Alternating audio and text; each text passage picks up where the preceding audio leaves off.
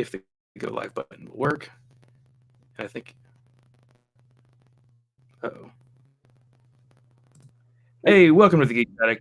Sorry, having some technical difficulties here. Joining us is Adam from Brian's Nerd Pub. Welcome, Adam. Hey, everyone.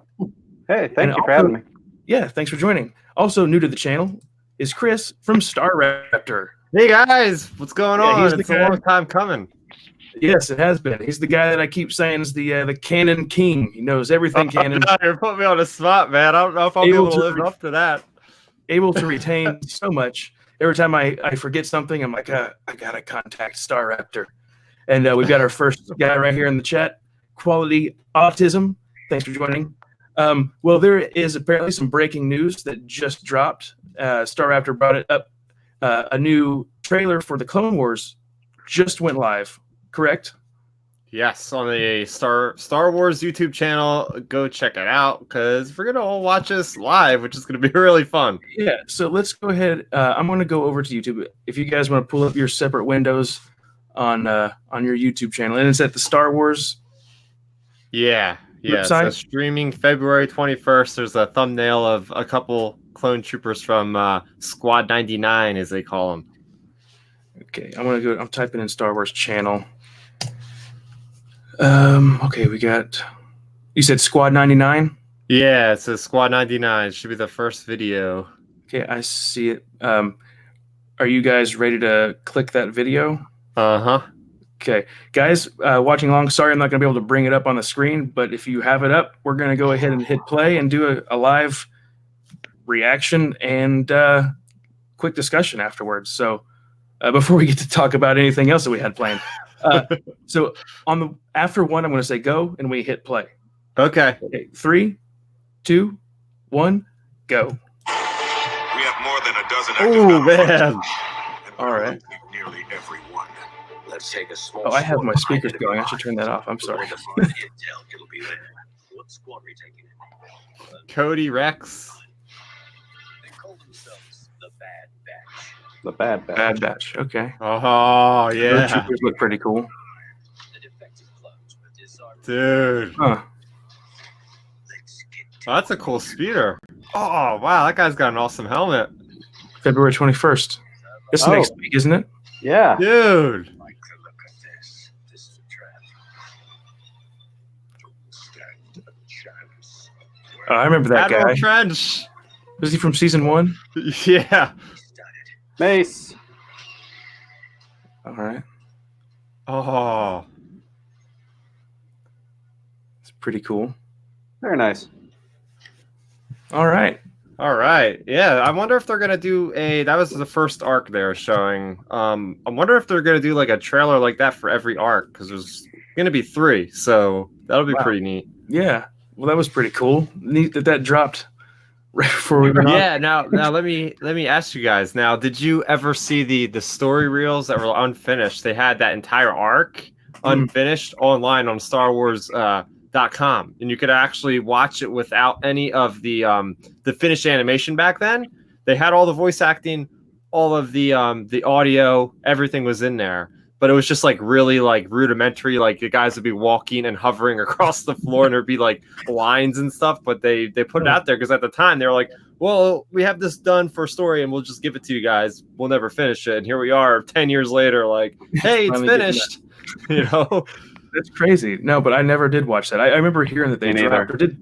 Yeah, but I never did it. And yeah. The good news is that it's been such a long time since I've seen it. I pretty much forget everything except there's like a one really big reveal at the end of the arc. So I'm waiting to see how that turns out. Yeah, but maybe they might have changed some stuff up. They've definitely changed some stuff around. I've noticing different things. Like I don't know if Anakin was in that arc as much as he looked like he was in the trailer.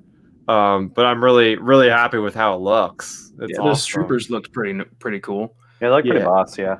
Yeah, see, and as Chris knows that I streamed it on Netflix before they removed it, so I kept having conversations back and forth, and yeah, it's funny because when I'd come to a certain episode, I'd say, hey, did you remember this? And you're like, oh yeah, I remember that. And I'm like, God, this guy. I just rewatched the entire series. Not really as much as I want to from a certain point of view because I was painting my little miniature guys as you've been seeing. Those look awesome. Yeah. Yeah, thanks, man. Awesome. Yeah, man. So I have that on the tablet as I'm painting, and I'm just like looking over every couple minutes, like, oh, that's a cool arc, and I'm like, oh, I'm done already. Like, damn. Yeah. But Disney Plus, they did put up a cool like curated like 20 episode list recently in like a little play section on there, which has like some of the more bigger arcs like the Mandalorian arc and the Mortis arc and all those like really big ones. I think the Yoda one at the end of season 6 and all those. So if you guys can't like, we have literally a week left at this point. So chances are, if you haven't started, you're not going to get anywhere near the end, but you can at least watch some of the bigger arcs that'll pay off. So, yep, that's pretty awesome. So we've got Rob D in the comments there, and Quality Autism says, let me see if I can bring this up real quick. Is the Boba Fett versus Cad Bane story going to be in that season? Unfortunately, no. So he's referring to at Celebration, there was a bunch of story ideas they were talking about, and they actually showed an animatic of what I just kind of explained with the way that the animatics were for the Bad Batch arc. They had something at one of the celebrations where it was a sequence between Cad Bane and Boba Fett, and Cad Bane was actually training Boba Fett as a bounty hunter. And at one point, there's this like sick duel that goes on, and it's actually how Boba Fett gets the dent in his helmet is because he like gets grazed by like Cad Bane's blaster shot, and then just I think he kills Cad Bane if I'm not really? mistaken. Where he wounds him somehow. I don't know if he died, but it was like. But unfortunately, that one is like left on the cutting room floor. I don't know if you consider that canon or not at this point. But yeah, there's a lot of arcs, and they keep saying this is the final season of the Clone Wars, but I'm not necessarily sure that that's actually. Maybe they'll come back and like do other episodes. Right. They even had the Yuzong Vong appearing in canon in Clone Wars at one point. Oh, really? Yeah, Anakin. Really? Anakin was gonna run into a Yuzong Vong, like a guy that got lost. Oh wow, that's crazy. Yeah, wonder how the hardcore EU fans were gonna feel about that one. We've got Rob D says, I think season 7 is going to be the 4 Bad Batch episodes, the 4 Crystal Crisis on Utapau episodes, and 4 of the Siege of Mandalore.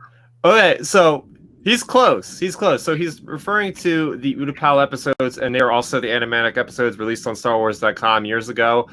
They are not going to actually be finished. So I was at Celebration, and they showed us like clips from each one of those arcs. So they showed us the Bad Batch arc. They're going to have this arc, which is fitting. It's going to be all about Ahsoka and her surviving in the underworld of Coruscant, level 1313, after she leaves the Jedi Order to see where like how she deals with all that, and then that's going to carry into the Siege of Mandalore. So that'll be, like I said, it's going to be 12 episodes, 4-episode arcs. So maybe if there's enough like praise from the fans, and that's why I say everybody like get excited, talk about this stuff on social media, because if we want it enough, like somehow they'll make more, maybe, because this is what happened in the first place. People made up enough ruckus to get Lucasfilm to be like, oh, maybe we should take them seriously and make more episodes. You know? Especially with Iger saying, we're going to start focusing on TV. So maybe doing a little test run, like we'll just finish off this and then we'll do Clone Wars Part 2 or whatever. Keep it going. They can drag it out as long as they want to, The one thing I'm worried about the season 7, like in the whole Canon Clone Wars show, and we were discussing this like recently, it's just like it seems to be like, kind of brushing off like the actual Revenge of the Sith movie, because it shows out like events that happened differently, like Anakin finding out Padme's pregnant and stuff like that. Oh yeah, I noticed that in the one of the trailers, like he knows or something. So well, here's what I think, and obviously listen to a podcast, Star Wars Underworld, or somebody. Those guys are like super good when it comes to Clone Wars if you want to find out more about that. But they were talking about the same thing, but they're the way that Mace Windu speaks in that one trailer is something about the Jedi. Oh my gosh, I'm blanking on the exact quote here. Help me if you know what it is, but it's like, I sent the plot to destroy the Jedi. Yeah. So obviously, like, we're going to get into the Revenge of the Sith crossover there. There's a maybe there's a thing that happens where Anakin, when he sees Padme, and he's like doing a holographic with his hand in the trailer. Maybe that's after he met her already somehow. Oh, maybe that's a good point. That's a good point. maybe that's after the fact. Like it's showing events that happened during the movie, just not in the movie. Yeah. I strongly believe we're gonna see the Order 66 happen from the point of view of the clones, like Rex. More of a tie-in. Yeah. It's gonna be like cutting right into that movie. It's gonna be great. Hopefully. I think that might be the best way to end it. Really, is seeing that from a different perspective. Just like how Jeffrey says, it would be great to see Order 66 from Ahsoka and Rex's point of view. So that might be how it ends. Yeah, I would like to see like Rex actually like resist the chip. Yeah, that'd be kind of interesting. Yeah, because have you guys watched Rebels? Yeah, I just finished it recently. Okay, so yeah, you know that. Oh wait, he hasn't watched it, right? Oh, sorry if I spoiled it. Oh no, it's fine. It's fine. I used to listen to podcasts that talked all about it, so it didn't bother. So you know that Rex got his chip removed. Yeah. And you've read the Ahsoka novel, right? Yeah. I have not. No. Matt, you've read it. I have, yes. So yeah, we know that book actually explains a little bit about what Rex and Ahsoka and Maul all did, and so that's going to happen in the show a little bit. So, I mean, he kind of fakes his death a little bit or something. She fakes his death, and somehow he gets a chip removed that we don't see happen in the book. But so yeah, I want to see like that actually come to life now that we've read it in the pages. If they're gonna do similar, I'm just happy to see Darth Maul like being motion captured by Ray Park. I think that's gonna be great. Seeing is that happening? He's actually gonna do mocap for the animation. That's gonna be sick. Yeah, see, and I wasn't a huge fan of the Clone Wars. It took me years to finally dedicate myself to watching it, and then I did, and it just like as each season went through, I was like, yeah, okay, it got better as each season went on. I wouldn't call myself a huge fan of the Clone Wars, but it was okay for me. And the last season, especially, really, I was into it. Yeah. So it is nice that it is coming back to finish the stuff off, because like that's Mandalore stuff. It seemed like that never had a conclusion. And I was like, wait, what happened? And I think, having watched The Mandalorian, did you watch that Nerd Pub? I did. Okay, so we know the last episode that we have Gus Fring, aka Moff Gideon. He's talking about like the Siege of Mandalore. He literally says that, and he's talking about the Trail of 1,000 Tears. So will we maybe see some crossover? We know that Dave Filoni is involved heavily in both projects, and they were both being developed around the same time. I would love to see him like laying some of the seeds for The Mandalorian. I think what's going to happen is the Purge of the Mandalorians is also going to happen at the same time as the Purge of the Jedi. Like Sidious wants to take out all the people that can stand against him. He's going to see the Mandalorians as a threat to him. So he might actually have some kind of protocol for the clones to also take out all the Mandalorians as well while they're already on Mandalore. Yeah. And that could also happen. I think that killed two birds with one stone, Right. Order 67. So you guys, let's go ahead and do our actual introduction, because I really didn't get to do that. Adam, you've been working on your channel. You've got 2 podcasts posted right now, correct? I do, yeah. Okay, so everybody, you guys need to go check him out. He's going to start talking Star Wars and a bunch of other nerd stuff, right? Nice. That's right, yeah, from Star Wars to comic books to novels, like, and even non-comic book stuff like Indiana Jones or Jaws or Jurassic Park. Oh, cool. So, dude, I love Jurassic Park. That's my wife's favorite, yeah. That's awesome. And actually, I want to tell everybody now on the stream, thank you very much, Adam, for completing my expanded universe bookshelf by getting me a copy of Revenge of the Sith. You're very welcome, buddy. I was glad to do it. Yeah, it's funny, Chris. He actually lives in Oklahoma City. Nice. We got to meet over the weekend, and he read the last book. So he was like, "Wow, this is cool. This is crazy." Wait a minute. So back up a second. Do you have every single Expanding Universe novel? Yes. No way. Yep. That must be like 300 books, man. That's crazy. Well, I don't have like all the junior stuff. Oh, okay. Yeah. It's all of the novels that are in the Legends timeline. The new Legends banner books that have the legend printed on it. Oh. There's the timeline listed out that has all of the novels. So I have all those novels. And most of the short stories. There's like some short stories that are digital, and a lot of them now are included in those paperbacks. And I'm pretty sure I do have all of those, but I need to just go ahead and cross reference those. So, but those are nothing that I can put on the bookshelf. So yeah, bookshelf is done. And Star Raptor, you've had your channel for how long now? And you talk all Star Wars canon, comics, books, all that stuff. Why don't you go ahead and tell us about your channel? I've been going since about 2015. I kind of jumped on the Force Awakens hype train, and I kind of had to talk about it with people that wanted to listen. Not everybody wants to go in detail as much as I like to around where I live. So I was like, all right, let's expand a little bit. I was listening to a lot of podcasts at the time, and it was like, oh, these guys are doing it. I should be able to do it too. So I've been talking. I do talk a lot about Star Wars, but it's not all I talk about either.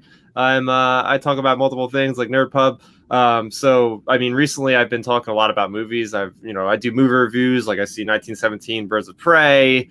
I also do TV reviews as well. But yeah, majority of my content lately has been Star Wars. I do every week I pick up the comics at my local comic book store, and I will review those. I will review any novels that come out. Everything going back to, well, actually, I don't think I did a New Dawn. I think I started my novel reviews a year after the canon started, but I've read everything in the canon that I can tell, everything except the really young junior novels, stuff like that. But anyway, yeah, I do live streams. I've been getting involved with. I'll do a Battlefront live stream every once in a while. I'll do some unboxing videos. I kind of just do whatever I feel like at the time, but a lot of it does deal with Star Wars, of course. So, right, and Star Raptor gets all his stuff out really fast. The comics come out on Wednesday, and if he didn't have the video Wednesday, it's up Thursday. Talking about the comics. Yeah. Quick with it. All your reviews are out really early, and you've been doing the little miniatures for a game. Yeah. So I play Star Wars Legion. It's a tabletop strategy game made by Fantasy Flight Games. It's basically a super advanced version of chess, if you want to think about it that way. You play it on a 6 foot by 3 foot space, and you have all little buildings and terrain, and it's more based on vehicles and little infantry guys. So right now I'm painting up my clone army.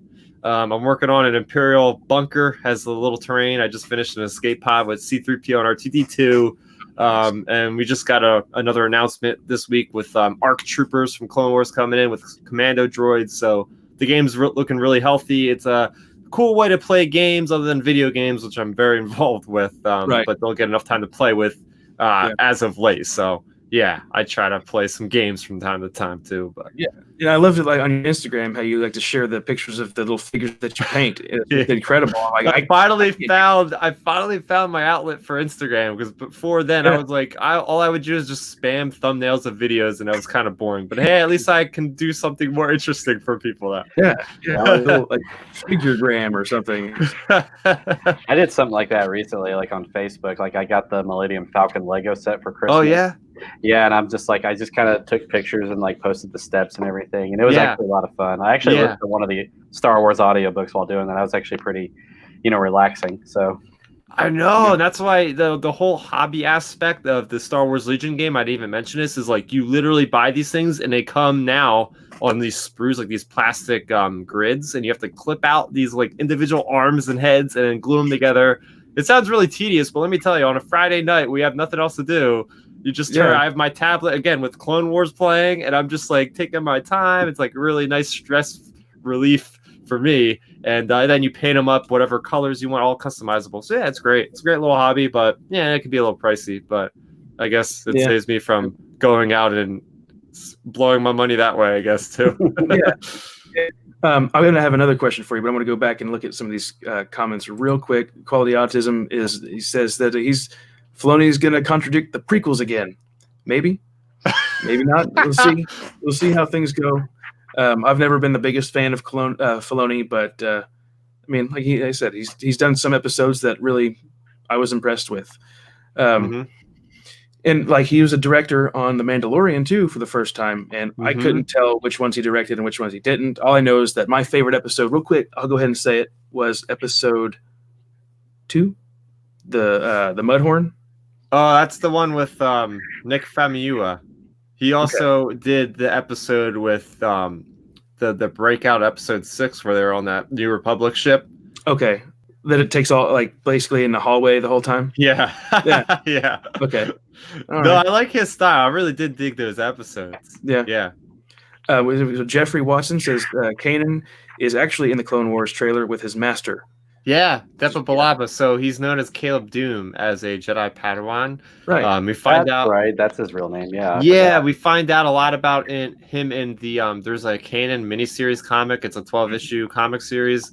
Really cool. It shows like the Order of 66 through his eyes. But there's also a New Dawn book, which is actually the first published canon novel, and it actually like has this cool little prelude where it's talking about how Caleb Doom is the one that actually gives Obi-Wan Kenobi the idea of like how to warn the entire Jedi if anything ever happens in an emergency. So it was actually Kanan's idea for like what happens in Revenge of the Sith to like warn all the Jedi from not coming back to the temple there. But yeah, that was really cool. You see Caleb Doom and you see his master like around that hollow table with all these other Jedi. I really enjoyed that comic too. And I wasn't watching Rebels, and when that comic came out, I enjoyed it. It was pretty nice. Did you guys read that one? I know you did not. You did not? Okay. It's really good. That one. So we've got from Rob D. I think something will happen where Ahsoka and Rex will go missing. Anakin goes to get her and the 501st during Revenge of the Sith. And there's text is really tiny. And that's where the Padme pregnant scene is. Oh, okay. Interesting. Yeah. Question for Star Raptor here. Have you played Star Wars Armada? I have, and it's really funny he mentions that because I'm actually going over my friend's house tomorrow. Yeah, on Valentine's Day. Yeah, I'm going to play a freaking tabletop game on Valentine's Day. What else is a better idea to do? But I'm actually playing Armada. Armada is basically similar to Legion. It's played on the same space. But it's all with the capital ships, the large ships. So you have your Nebulon B cruisers, you have your Mon Calamari ships, you have your Star Destroyers. So it's on that scale level. And I'm actually going to get to try to take out my friend's Super Star Destroyer. And the thing is literally like, I can't show you on this screen, but it's like 2 feet long, man. The thing is huge. That's and crazy. Then he got the Starhawk, which is really interesting because we've never actually seen, if you guys have read Aftermath, you know that Krista Agate, the commander at the Battle of Jakku, is commanding these like amalgamations of the New Republic when it was first developed or initiated. They combine these Star Destroyers, like they made like Star Destroyers into new rebel vessels basically, and they're called Starhawks. We haven't actually seen them in any games or any TV shows, but apparently they made them canon the way they look in this Armada game, and are huge. Like these they look like beefed up Nebulon B cruisers. Like they have a big, wide, like bow, then they taper off to the back.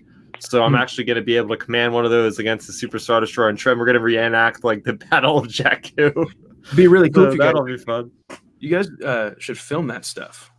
Yeah, cool. The only problem is those games take incredibly long. So that's why people do these things called battle reports, where I guess they just they do YouTube recorded videos where they'll do like, okay, this turn, this happened, and they'll fast forward to turn 2, and that happens because you like move the things with little templates, and it can get kind of tedious. And I've never played the game more than once, so I'm basically going to be standing there just like, okay, what do I do next? Yeah. It's funny. So there's a comic shop here in my city that they on Friday nights and Saturday nights they stay open till like 1 a.m. Whoa! For people to come in and play those tabletop games. Oh, that's in the city.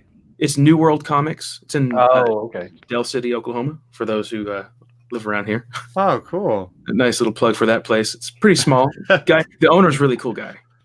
That's awesome because I have places. We play in little hobby shops around my place. I have 2 places within the next 10 minutes around my house But to have a place that's a comic place would be sweet, man. Oh, like yeah. you get your miniatures and your comics at the same place. Come on. Yeah, it's pretty awesome setup that the guy has. I mean, it'd be an awesome store that I thought like I should open up one of these. Call it the Geeks Attic, but Dude, have a there little you go. theater. Yeah, I thought about it as like have a little theater in the back that plays like old '80s movies and stuff all the Yeah. time. A big screen. Please put that in like the top of a building, so that way it's like literally in the attic. So there, Oh yeah. One of the towers downtown. Or in the attic up there. But right now, let's talk about what everybody's reading, even if it's not canon material. Brian, I keep seeing Bryant's Nerd Pub. Adam, what are you reading right now? right now, I am listening to the audiobook of the second Darth Bane trilogy. I just finished the first one. I loved it. It's so good. Yeah, I'm excited for it. Like, They are literally my favorite like Star Wars books, period. Yeah, They are so good. I remember when I first read that trilogy, I was bugging the hell out of my roommate. I was in college at the time. And like I feel like every chapter I was like regurgitating exactly what happened because I had to tell somebody like so much crazy stuff happened in those books that I was like, this guy is the most powerful Sith ever. He's learning from all these different previous masters and all this is happening without giving anything away, of course. But yeah, some of those things that happen in that novel series and that trilogy are like they're like seared into my brain. Like they're just so awesome that it's like Nice. I'll never forget those moments. all right. Well, I'm looking forward to reading the rest then. Yeah, it's incredible. you Like I are said, in for a ride. Yeah, like I said, I think in a previous stream that my dad, I went over to my parents' house and was like, "Hey, Dad, you should read this book." And it was the first Darth Bane book. And he's like, yeah. "Why would I read this Star Wars book?" I was like, "Just trust me." He read it and he's like, "You got more of these?" I'm like, Oh shoot, really? You were like, I don't know. But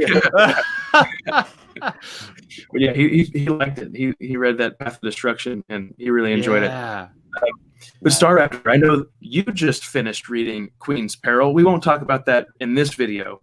I would like to have a discussion with you about that one later on. Yeah. What are you reading now? Hey, do you have anything that you're reading, or are you moving on to something else? Yeah, it's funny you should mention that. I'm working on the same book that I've been working on for almost a year at this point. And it is a Game of Thrones book that is not really a novel, but it's called Fire and Blood. And it is essentially the history of the Targaryens through the bloodlines. But it doesn't read quite like a novel because it's more of like an encyclopedia. And I've read the other source books like World of Ice and Fire. So this one's really dry. And I don't know. I just keep putting it off. It's one of those books I'll take with me to the break room at work every time I go. And I'll be lucky if I read like maybe 5 pages a week. And I don't think I've opened up the book in maybe like 3 weeks. So it's not going very well. It's a great book from what I've read. It's just my attention span is just not being hooked because it's not like a ongoing story. You know what I mean? And the book is like 600 pages. The book is literally like this thick. It's heavy, man. Oh, God. So it's a big hardcover book. And but other than that, there's no current Star Wars books. Because I just read the comics coming out every week. The next book I think is going to be the Rise of Skywalker one coming out. I'm actually planning on buying that one because I have never read any of the novelizations. For some reason, that's just like, that one intrigues me. I'm going to get that one. So I would recommend reading the Last Jedi one. That one was the best one so far. I heard it goes into like a lot of depth about Luke and everything. So definitely recommend. We're going to talk about that kind of stuff here in a minute. What to read, and basically we'll get to that in just one second. I wanted to ask you, Star Raptor, what comics would you recommend to people who don't read the canon comics? Like, which one do you think people should jump into? Oh yeah, that's knowing. For sure. Right off the top of my head, I would say you got to go to Charles Soule's Darth Vader comic line.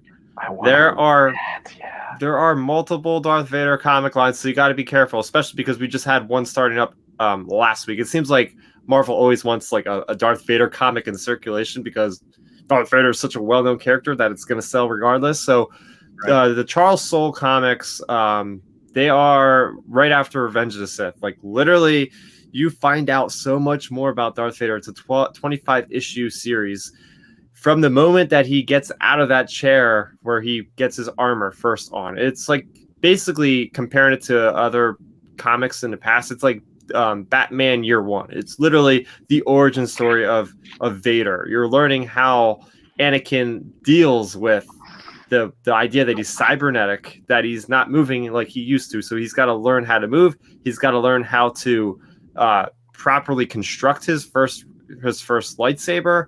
He's going around eradicating the surviving Jedi of Order 66 that survived that. He's starting up the Inquisitorius with, the characters that you see in Star Wars Rebels. He's going through so much stuff in his mind, and it's just written so well. Like, and the artwork at first, it took me a little bit to get used to. Giuseppe Comicoli, I believe he's an Italian artist, but once I get past the first couple issues, I was down. I was digging it. But yeah, I mean, that's the first one I would recommend to anyone. It just, every issue was just like a hit. Like, every single issue was consistent with really tying you on the edge of, I can't wait for the next issue. Something big is going to happen. And it felt like it was way more consequential than a lot of the other canon in general that we've had so far. Because again, it's just like such an introspection into Vader's mind and how he's dealing with everything going on right now. So yeah, for sure. And then there's also a really good one coming out that'll finish in March. And I believe the trade paperback will be out in April or May. The Rise of Kylo Ren. I know every week that it comes out, I keep messaging Matt. I'm like, Matt, you got to see this, man. I'm like, I don't want to spoil it, but you want to see about this certain thing. He's like, yeah, whatever. So I keep like sharing images on a private message because I'm like, I don't want to spoil it, but I got to talk to somebody about this image because it's like, I just sent you one yesterday. I'm like, dude, this is so cool, man. That one is huge, and that one is going to be essential to understanding Kylo Ren's journey because it shows Ben Solo and what was tempted by him by Snoke, and it's really juicy stuff that I wished we had gotten in the sequel trilogy that unfortunately we're gonna get somehow, but it's in the comics, which is, it's fine, but yeah. So there's two recommendations. The Rise of Kylo Ren has a third issue out. It's got one left coming out next month, but you'll be able to buy it in like a trade in a couple months. So Adam, have you been reading any of the new comics for Star Wars? I have not yet, but I was wanting to read Darth Vader first. Yeah. I've been wanting to. I just haven't gotten around to it yet. You can't go wrong, and I'm pretty sure you can get the entire series in like one thick book for like, maybe 30 or 40 bucks at this point. I think they started doing that too. I know with like the main Star Wars line, they had, the trades came out, and then like years later or a year later, they combined like 2 or 3 of the first trades like all together into a thick hardcover. Yeah, and those were pretty expensive for those, but space savers. With the comments, we got Matt Wilkins wanting to talk. He's looking forward to the Highlander conversation.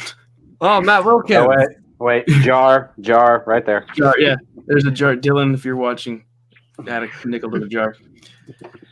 We've got Jeffrey. Have you all read Walt Longmire Mysteries? Netflix also made a great show of it. No, I haven't. Actually, never heard of him. Rob D. I've been reading a lot of Star Wars short stories between the Adventure Journals and the Old Republic dev blogs and some of the insiders. I know what he's talking about.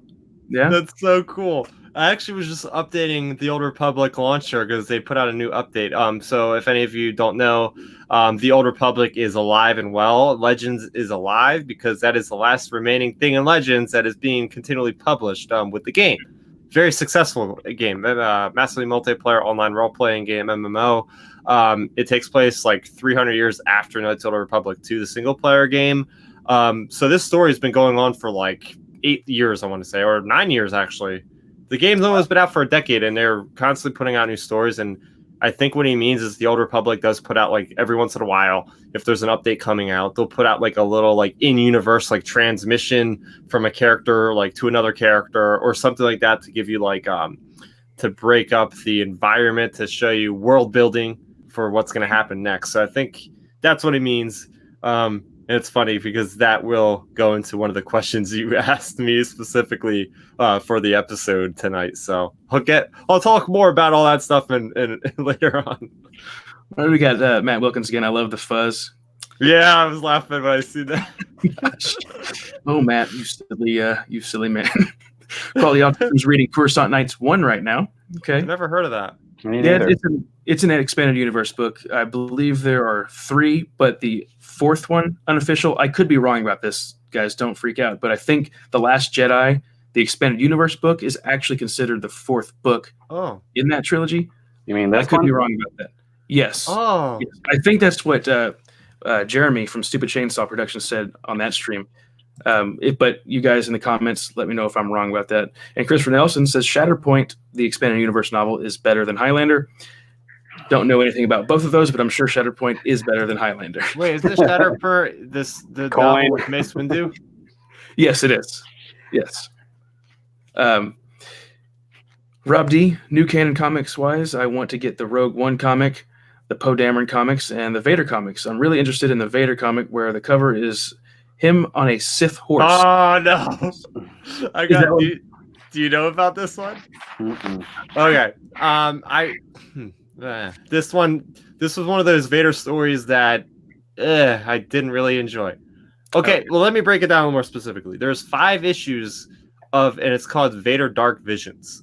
I've heard of that. Vader Dark Visions is basically standalone issues relating to how other people from another perspective react to Darth Vader. So the one that he's specifically talking about on the Sith horse relates to this kid, starry-eyed kid. He's on this backwater planet. Vader crashes down in his TIE fighter and has to fight off like this gigantic creature. So this kid looks at Vader as a hero of his planet because I've seen. And at one point he gets on one of these creatures that lives on the planet. It looks like a Sith horse, and he like charges into battle and like slashes this creature up. But people were it's just a story. Like I said, they're all standalone stories, but like I like the first one, the second one.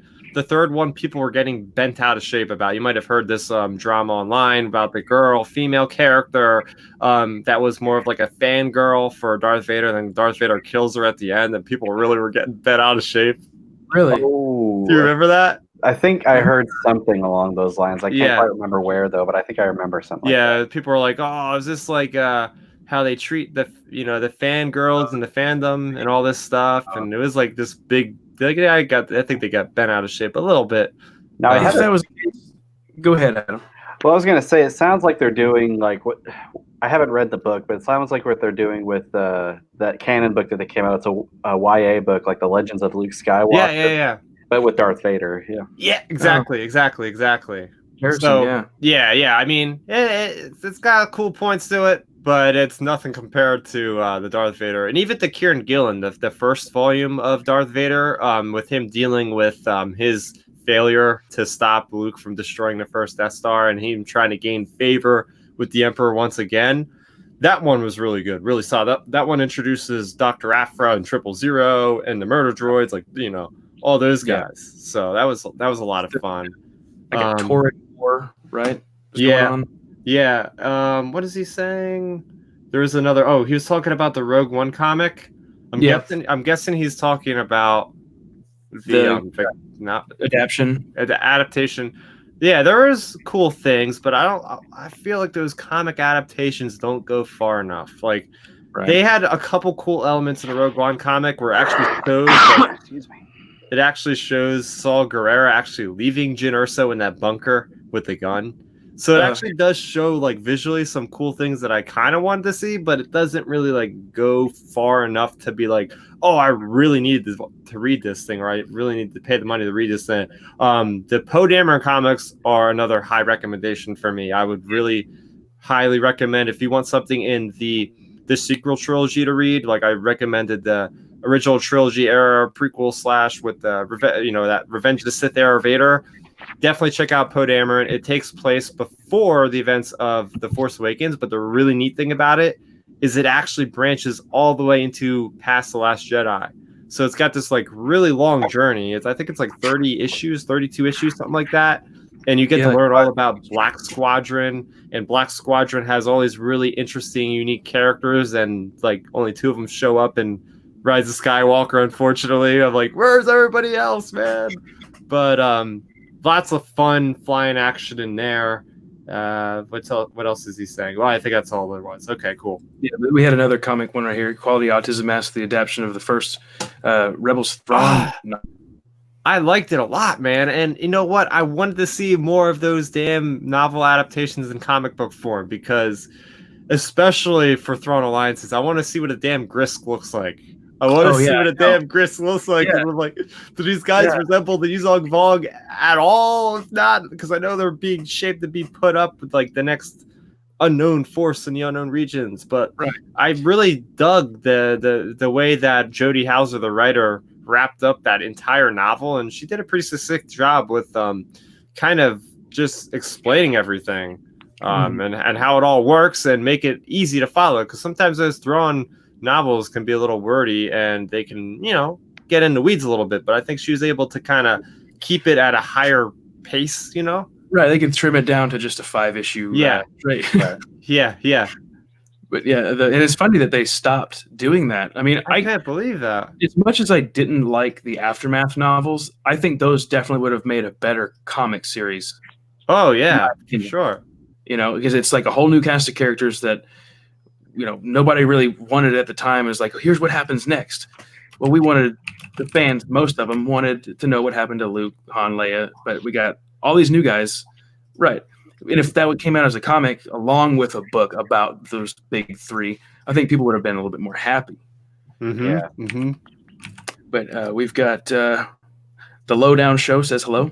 Hey, what's up, Edwin? He's me and him go back and forth. We did a collaboration video not too long ago, so it's awesome. Good to see him in the chat. Good, awesome, welcome. We got Quality Autism. You're right. It's the Coruscant Knights trilogy plus The Last Jedi. They are a detective noir story. Okay. Oh. So it is as Rob D says, The Last Jedi novel is the unofficial 4th Coruscant Knights book. So that's cool. So you might not want to read The Last Jedi yet, Adam. You might want to get those first 3 books first. But going back to the books, if you guys, Adam, if you know, have you read any of the YA novels? Like Lost Stars? Yes. I have not yet. You haven't? Okay. So I guess Star Raptor. The who's on a better track right now? Del Rey or Disney Lucasfilm Press with the novels, the storytelling? Who do you think is doing better?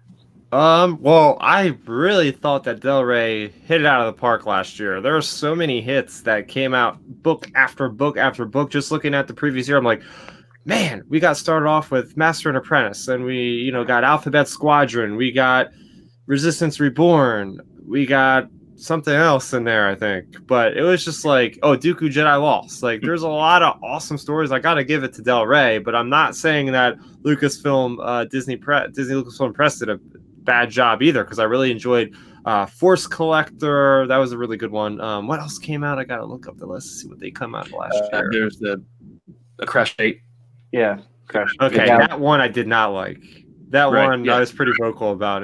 This is romance in Star Wars, and the kind of romance that I don't want, you know? Right. They also had Solo Last Shot. I did read that one. Okay. Was that one Del Rey? That one's Del Rey, yes. Yeah. The first shot. Oh, Last Shot. Solo. Oh, Last Shot. That's right. Yeah. Was that Jose Older? Daniel Jose Older? Yes. Yeah, he's also going to be on Project Luminous, which we'll learn about very shortly here. Oh, nice. Yeah. So I believe Del Rey is doing better than Disney Lucasfilm Press right now. Me too. But then, because it's like the YA novels have their hits, and then there's like, to me, the massive failures. It's like they're either great or they're really bad. As Del Rey, I guess they're kind of the same, but they've been put out a lot more decent stuff than they have in previous years. Of course, I could be mixing that up. I don't know. My mind changes a lot with this stuff. Like after it sits in your brain for a while, you start to like things more. You start to dislike things more. Now, is the YA novels like all the new Disney canon books? Mm-hmm. Yeah. Oh, well then, yeah, I've read a few. I thought you were talking about like the like literal young adult books. No, I've read a few of them. Yeah. And I'll lie, a hint there.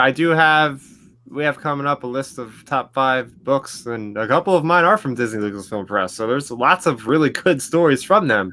So Yeah. I'm not writing them off at all. Like I said, it's just Right. such a great year and I'm basing basing everything off the previous year, I guess, because more relevant, more recent for me. But I mean, even looking at it as a whole, I think I would just say over time, like Del Rey might have have more of the hits, I guess. But Yeah. that's to be expected, because what I like is going to be more mature, and they can't get away. Even though stuff like Rebel Rising had some pretty dark stuff in it. Yeah. Oh, Yeah, it did. It does. It seems Yeah. like the YA stuff has more graphic material than Yeah. the adult. Yeah. novels. Yeah. Which is- One book I read, it was a Vader book, and I'll get to that in a minute. But yeah, it was pretty dark. Yeah. Mm-hmm. What about your top 5? If you guys have top 5 in the entire new canon series, what would you guys pick? Do you guys have those titles available? Yep, I do. This is not only my favorite book in the new Disney canon, it's actually one of my most prized possessions. My wife got this as a gift for me. It's From a Certain Point of View. Oh, that's a good choice. Yeah, I love this book. And I was having a horrible day, and my wife bought this for me because she wanted to get like a pick-me-up type gift, and I fell in love with it. I love reading about all the other different characters, but that is definitely my top one that I recommend to. I hope that they come up with one for Empire Strikes Back. Yeah, Yeah. you know what? Because it's the 40th year anniversary for Empire, so that's what they Perfect. came out with. A certain point of view to say it 40 years for Star Wars. So now would be the time to do it. Maybe we'll get an announcement soon. Maybe for fall. For my second one, my second favorite was Solo: Last Shot. I really enjoyed that. I like how they put a unique twist on the. I won't spoil it, but the villain in the end. Like, I love the twist. And now the third one is the first canon book I ever read, and that was Lords of the Sith. Oh, it's so good. Yeah, that one. So good. Like, I loved it, and like I said, it was like I love the tension between Vader and the Emperor, and I loved how dark and gruesome it got. And were you gonna say something? I'm sorry. Yeah, no, I was just gonna elaborate more because I love the fact that it's basically like Vader, Emperor Palpatine, a couple royal guards, and them against an entire army of the Twi'leks. Mm-hmm. And I'm into these little tabletop games. I'm all into the combat side of Star Wars, so seeing them just surviving against onslaughts of these enemies, and seeing Vader in his prime with the Emperor, which we don't really see the Emperor doing a whole lot usually. He's usually just sitting in a chair, but seeing him actually out there having to survive was just On the battlefield. Yeah, literally on a battlefield with Palpatine. That was so cool. And if I remember correctly, I remember Palpatine was kind of like, "This is fun," Yeah.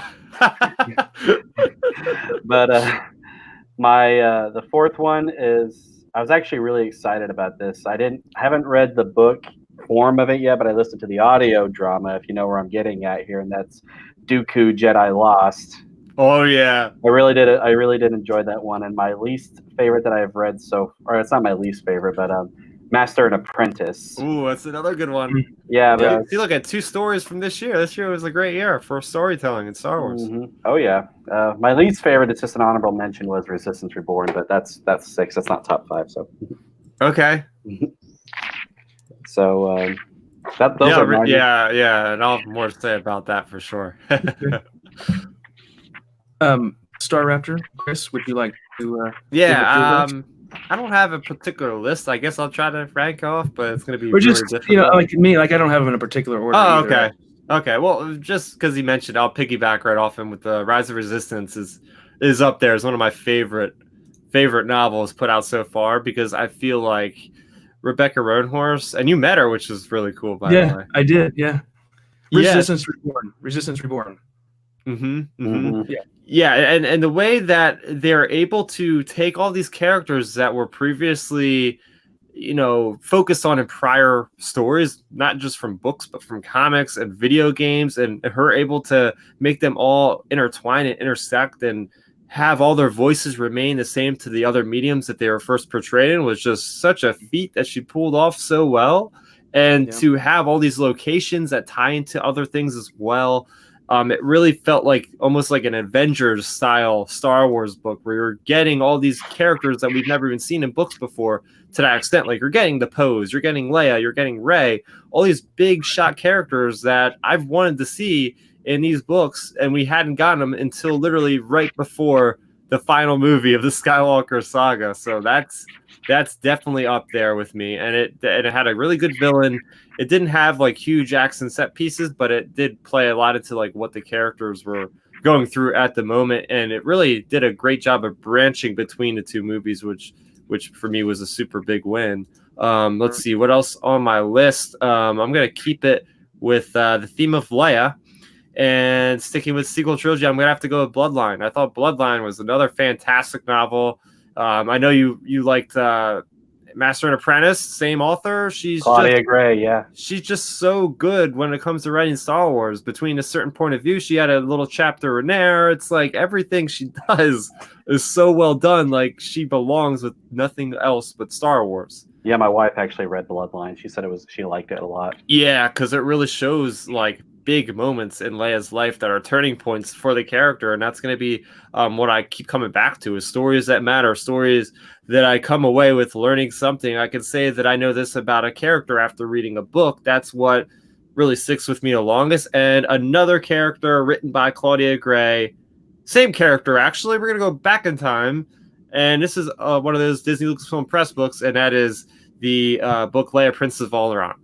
I was blown away by this book. Like, I didn't see it coming to be this good. I was like, okay, yeah, Claudia Gray's writing it, but it's a young adult reader novel, and we have other novels like Phasma coming out at the same time. Why do I care about this one? But I was won over really quickly seeing how Leia transforms from, like, preparing to be a princess to how she becomes a queen of Alderaan, and then later on getting involved the way she does with the rebellion, learning about her father, Bail Organa and the mother, and trying to integrate herself and test the Empire, but not overstep its boundaries because she can at this point because they still think she's innocent, and dealing with like the moments like with Tarkin were just like, man, there are so many good moments in that book for sure. Did you guys read that one? Yep, I have read all the new stuff. Yeah. Okay, Sticky, I guess I'll go keep it up with the young adult stuff. What was cool about the Leia book too also is that she felt the Force and actually used it a bit. Yeah. That was pretty touch. And that's one of those things where it's part of that whole framework of the Journey 2 books. And usually a Journey 2 means that there's going to be something that hopefully plays out in the film that we'll be seeing in a couple weeks after these books are released. And as soon as I read that, I was like, I feel like we're going to see Leia do some kind of use of the Force in this Last Jedi at the time. And I was like, yeah, it makes sense. Like she tapped into the Force at a moment where she was very desperate, and it was almost like a reflex other than like she couldn't consciously control. And now having Rise of Skywalker, we can think about that as completely part of her training or something at this point. But yeah, it definitely carried over. Another book that I really liked, and again, a book that I thought was a young reader novel. And what's up? Sorry, while we get to that one in just 1 second, I'm just going to bring a guy into the stream real quick. Oh, okay. And then we'll continue that. Jeremy has joined us. Hey, Jeremy. Hey there. Chainsaw Productions. But yeah, Star Raptor. Stream is sponsored by White Claw. No, it's not. Very light. But we're doing our top 5 list. Jeremy, you could go after Star Raptor has wrapped his up. Thank you. Oh yeah, so the next one is Lost Stars, and that was the first young adult reader novel that I read, and it was one of those books that was like sitting at my job that I was working at. I work part-time retail, and it was sitting on the bookshelf. I was like, oh, it's a Star Wars book. The logo looks okay. Let me try it out. And I started reading the first chapter. I was like, oh yeah, Tarkin is in this already. And then it was like the hit list for Star Wars because you keep going to these different familiar locations and you're adjacent to like the main characters. Like pretty sure somebody, or it was either in Battlefront Twilight Company or this one, somebody runs into Han Solo on Hoth. or something like that. You're getting into like the nitty gritty of in between events. Somebody's rescuing Darth Vader after he gets like shot at by the Millennium Falcon after the events of the destruction of Death Star. Like really cool moments that are integral to the story, but aren't like dealing specifically with huge events like with the main characters. But you're going along on the journey, and you have these original characters, Sienna Ray and Thane Kyrell, and we still don't know what's happening with those characters. Hopefully we get a sequel sometime soon.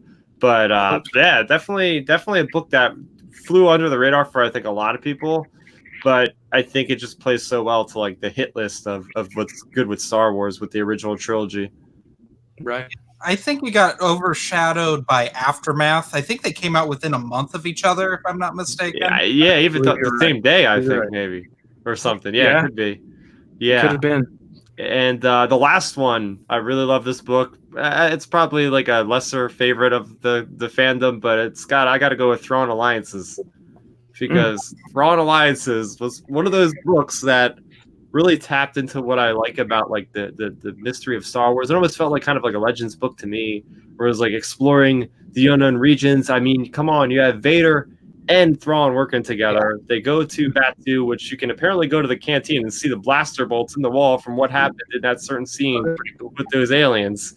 I did like the cover that you could reverse it. Like on one side it's Vader, and like another side's like Anakin. Or was that just two different covers from whatever? I think one of them was a con convention. That was a con convention one. Oh, yeah, okay. Yeah, and it introduced the Grisk, which I have a huge fascination for some reason. I just like love the mystery of these aliens and how they're able to like assimilate into the culture and like really mess with people based off like their intelligence, and that we still don't know how they're operating, and they're just like really good enemies for somebody as powerful as Thrawn. Right. And it's funny is now that you think about that, we bring the Grisk back up. How come those weren't the creatures inside Palpatine's temple there on Exegol? Because J.J. Abrams doesn't read books. Yeah. That's typical of any of the movie directors. They don't typically read the books. Right. But that would have been cool, though. It would have been something to tie into the novel when, you know, Thrawn's like, there's something so much worse out there. Palpatine's little, you know. Yeah. Yeah. Whatever. And I also really enjoyed the whole Clone Wars aspect of the book with Anakin, Padme, and Thrawn, and the fact that they come across Cortosis, which is some cool ass like old EU stuff from like Jedi Outcast video games. I'm like, what? They're bringing us back into canon? Like lightsaber resistant material? Like, come on, this is awesome. So I just got a kick out of that book for just a lot of geeking out moments like that. But yeah, I love Treason as well. Treason's a great book, and I'm really looking forward to the Ascension trilogy, which is going to really be like the origin story of Thrawn, and we're going to learn all about Jachis ascendancy. Apparently, they put in the beginning of the book, I forget exactly what the title of this certain term in books are, but they have like a spread of like all the characters' names and what their relation to in the story. That's pretty cool then. Yeah, they have a certain term for that, and they made a big deal on Twitter with Del Rey one day. They were tweeting about it. It was like, oh yeah, this book has like nobody in it that we can relate to, because they're all the Chiss. So it's not like there's anybody coming from the known galaxy like Ensign Vanto that's going to be able to explain anything. So they have to literally do it in the front of the book, like, oh, this character's this character, because like everybody's got like multiple names in Chiss. So it's like going to be like really confusing. Karen Travis did similar in the Republic Commando books. The second book on, because there's so many Mando words that are just thrown around and there is an explanation for it. So it's like a glossary in the back that you're having to go to to figure it out. Eventually you should pick up on it. Yeah. There you go. That's my 5. Yeah. Those are good 5. Jeremy, do you have 5? What are your top 5? I at least have 4. At least 4. I will get to the 5th one once I get to 4. My number 1. So I have a number 1, and then the other 3 are kind of interchangeable in liking. But this book, to me, I should preface this by when I lost all my books in the fire, Del Rey sent me a care package, and they sent this book I was really looking forward to, and that was Master and Apprentice. And I just loved the book. Like there was no, even with the old expanded universe, there was no adult novel that focused on Obi-Wan and Qui-Gon. Really? It's something I always wanted. Yeah, they had 18, actually technically 20 Jedi Apprentice young adult novels. And they just sort of left it alone.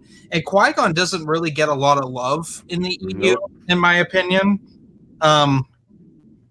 They attempted to do it at the end, but they had a really failed comic book series called Jedi: The Dark Side. It was supposed to be an ongoing, but they canceled it after 5 issues. It was him and his former apprentice in the EU before Obi-Wan. Which, it was neat if you read Jedi Apprentice, but get out of here. Get out of here, Matt. That's just too funny. Sorry. There's another one for Matt that's worth throwing in here. Just keep talking, Jeremy. You're putting his. I hate you. Go into the Expediverse real quick. But Jude Lawson's the only one that gave Qui-Gon love. That's what I'm getting at. No one else seemed to. James Luceno kind of threw him in Cloak of Deception. Yeah. And that's about it. So it came time for Claudia Gray's book. I loved it. It was kind of unorthodox for like a Jedi story, and having a new apprentice for Dooku, because we didn't Dooku Jedi Lost hadn't come out yet, so we didn't know who Rael Averroes was, and that he's kind of royalty but kind of not at the same time. It was great, and like that he's even more like rogue Jedi. He's such a cool character. Yeah, I really enjoyed that. That's my number one by far. Probably number 2, now I think about it, was Rebel Rising, the novel. Sure, so that was a lot better than I thought it was going to be. Yeah, because at the time Matthew and I got both Guardians of the Wills and Rebel Rising at the same time. Yeah, and I picked Rebel Rising first, and he picked Guardians of the Wills, and then we finished around the same time. We just kind of swapped. But I don't remember Guardians of the Wills that much. It was pretty forgettable. Yeah, I remember it just didn't have a whole lot going on in it. But Rebel Rising was a really good insight into a character that I didn't care for in the movie. But with this book, it's like, oh, here's a whole nother perspective on this character, which will lead me into my third one, which is Rogue One, the novelization. I thought that was well written and really dealt with Jin's like PTSD and stuff that I didn't expect in a book like that. I think Alexander Freed should write more of the movie novelizations if we get any more films. Yeah, he's a little bit tied up with the Alphabet trilogy, which I'm fine with because I loved Alphabet Squadron. And Battlefront Twilight Company is another fantastic read. Yeah, that's my fourth. That is such an underrated book. Like, I feel like not many people have read that one. I'm like, you guys gotta read this. I think it has to do with the Battlefront game was so poorly received that they just didn't want anything to do with the Battlefront game. That could be a good point. That's a good point. 5. That's tough. Probably Lost Shadow. It's not Queen's Shadow. It's definitely not Queen Shadow. The only reason I got Queen Shadow finished is I had the audiobook, and I had lost my driver's license for a little while, and I was walking to work, and it was an hour walk to work. Oh my gosh, that's commitment. So walking an hour to work every day? Wow. In July. I couldn't do it. No. So hardcore. Wow. I like walking. It's one of my favorite sports. So, like mine aren't in any particular order, but I've pulled up all the stuff with me, and I've got Lost Stars. Like we talked about, it's just an amazing book. It's got not Lost Stars. What are you talking about? Wait, what? Lords of the Sith. but yeah, like you got Palpatine, Vader, just causing some destruction on the front lines, causing chaos. You had the rebels doing that daring mission, blowing up a Star Destroyer. It was just awesome. Catalyst is another one. thought it was the perfect build-up to Rogue One. Is that any good? Oh It yeah, is, in my it's opinion, almost fantastic. essential reading, in my opinion. Yes. It is. It's not my favorite Lucino book. Even in the new canon, I like Tarkin a little more. But yeah, I mean, it builds up to a lot of backstory for Rogue One. And speaking of Rogue One, the novelization makes my top 5. Alexander Freed, an amazing author, just puts more into Jin's mind in the book than we get in the film. Just some great stuff in that book. He's such a great writer. And the underrated book that we just talked about, Battlefront, Twilight Company, Alexander Freed, another Alexander Freed. So he's here twice. Yeah. And one of my favorite things in here is that I thought Rogue One took from this was a Vader scene. I remember in this book, I think I'm remembering correctly, that Vader is in a hallway on Hoth, just causing chaos. And like one of the troopers' perspective is like, there's this guy, he's just slaughtering everyone. Yes. And to actually see it in this film was incredible. And I was like, and when the scene came up in the movie, I was like, that's what it was like in Twilight. It's just an awesome read. One of those that I definitely would like to revisit. But yeah, if you guys haven't checked that one out, you need to. And then my last one, still one of the best ones in my opinion, from Claudia Gray. Her other books are outstanding, but this one is a definite must. I remember I got my sister this book hoping that she would read it. I don't think she ever did, but great book. That great soundtrack for that one would be Across the Stars.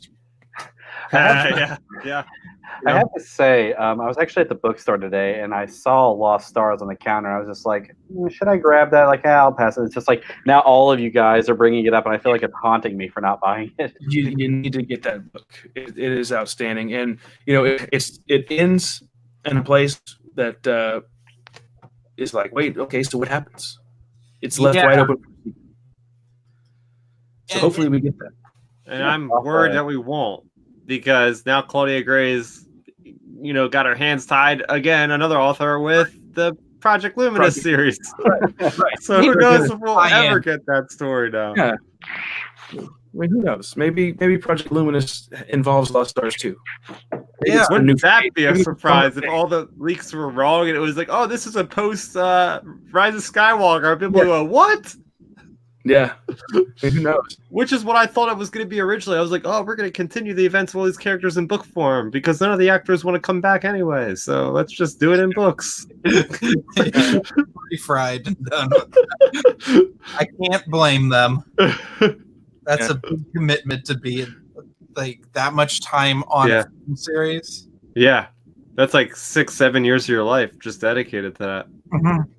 And most of them, I don't know if Daisy Ridley did like one film that wasn't Star Wars. Yeah, it was the one on the train. What was that? Yeah, it was Murder on the Orient Express. Poirot book. Fine movie. And John Boyega. The only thing did one. He was in Detroit. If any of you saw Detroit, it's a pretty good movie.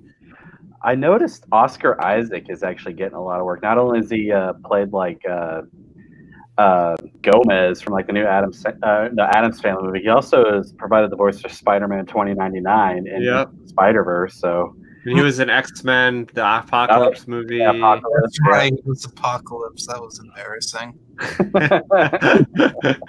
It wasn't. He was fine as Apocalypse. It was a bad script.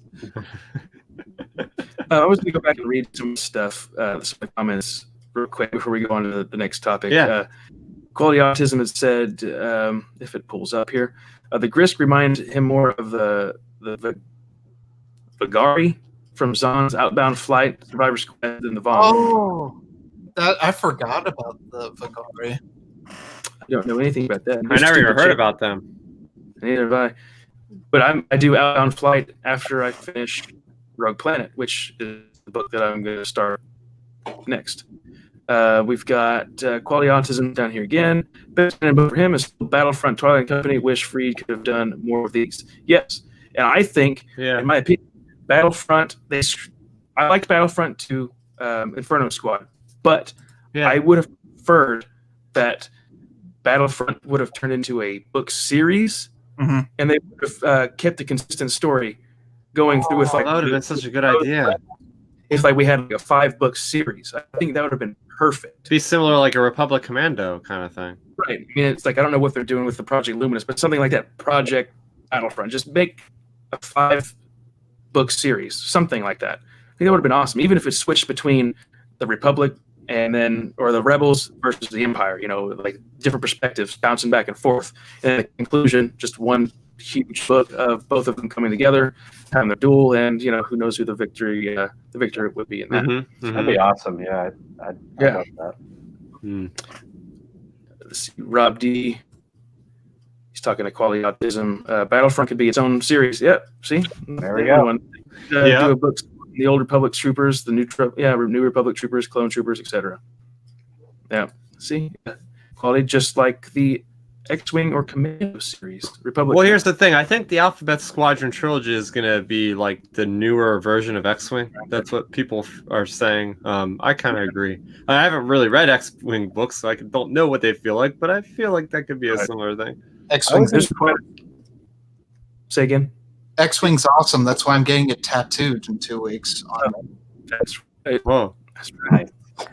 Yeah, I was actually curious about Alphabet Squadron because I do like the story of the pilots and everything. So, so I was just kind of curious about that. But I actually heard weird mixed reviews about it. That I'll have to go check it out.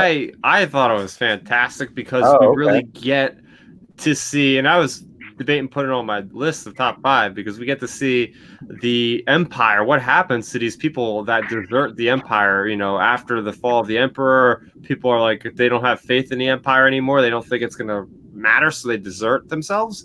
It actually deals a lot with what do you do with all these Imperial people from the New Republic perspective.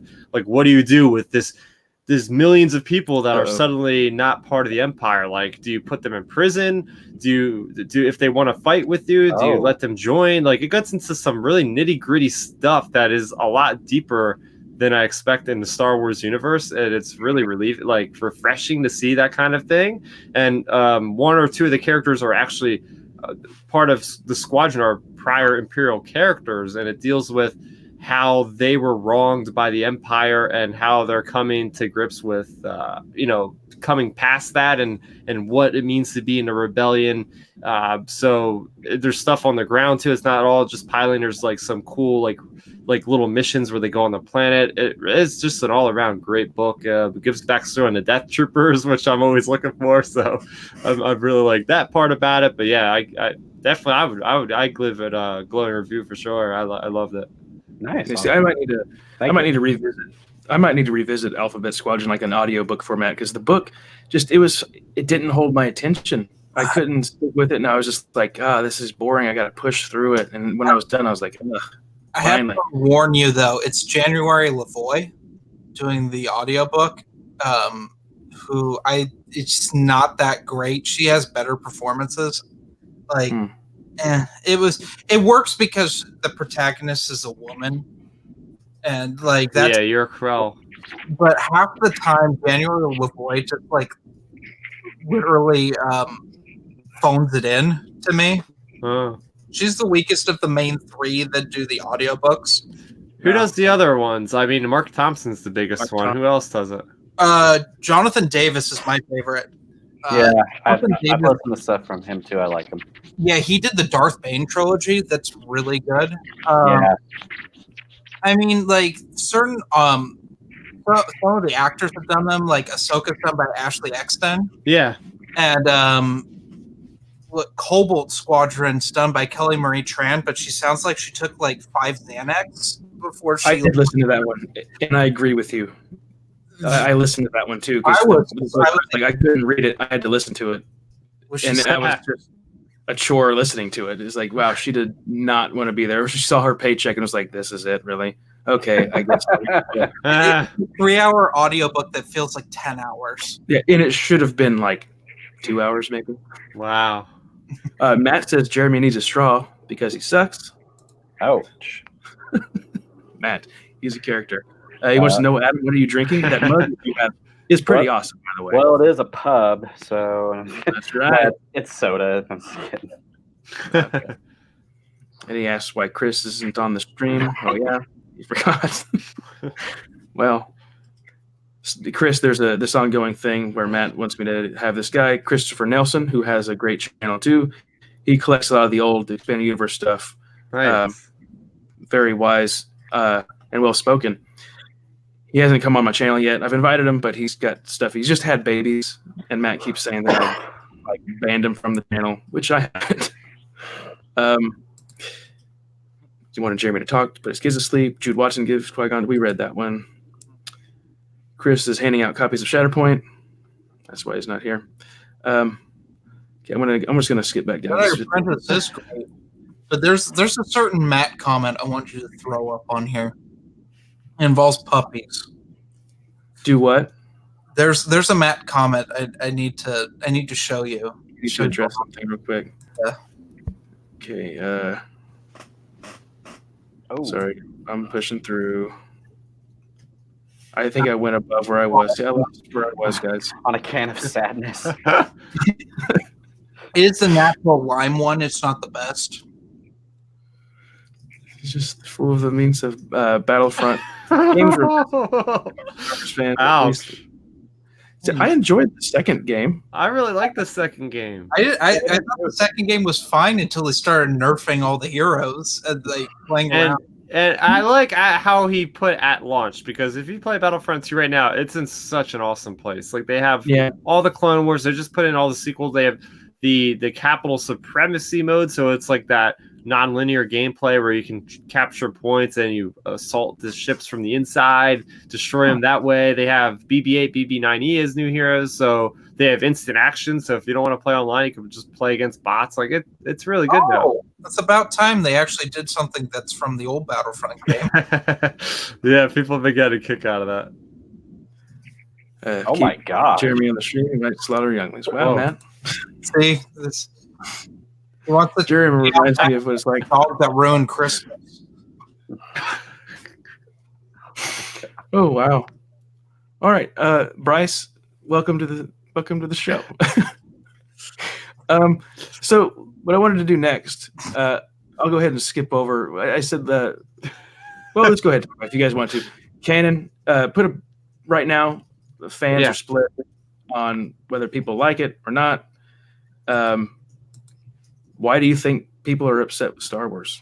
And your little nugget, Adam, why are people upset with Star Wars? I do think that Disney has some blame in it, and even the CEO of Disney came out and said that they just tried to shove it at us, like instead of just taking the time to just kind of make a game plan and do this and this and make sure it follows this. It's just they just kind of like, oh, shove it in the face, and like they'll love it just because it's Star Wars. I'm like, no. It's just like that's my thoughts. Yeah. Okay, Chris. Wait. So do you mean from the stories, like the books, like the whole thing, films? I was the state of the Disney Star Wars in when you see, when you log into Twitter, the majority of what you see.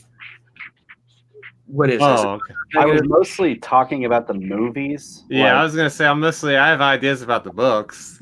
But hey, whatever. I could talk about that. Okay. I think people compare. I thought this was like Legends versus canon, sort of thing.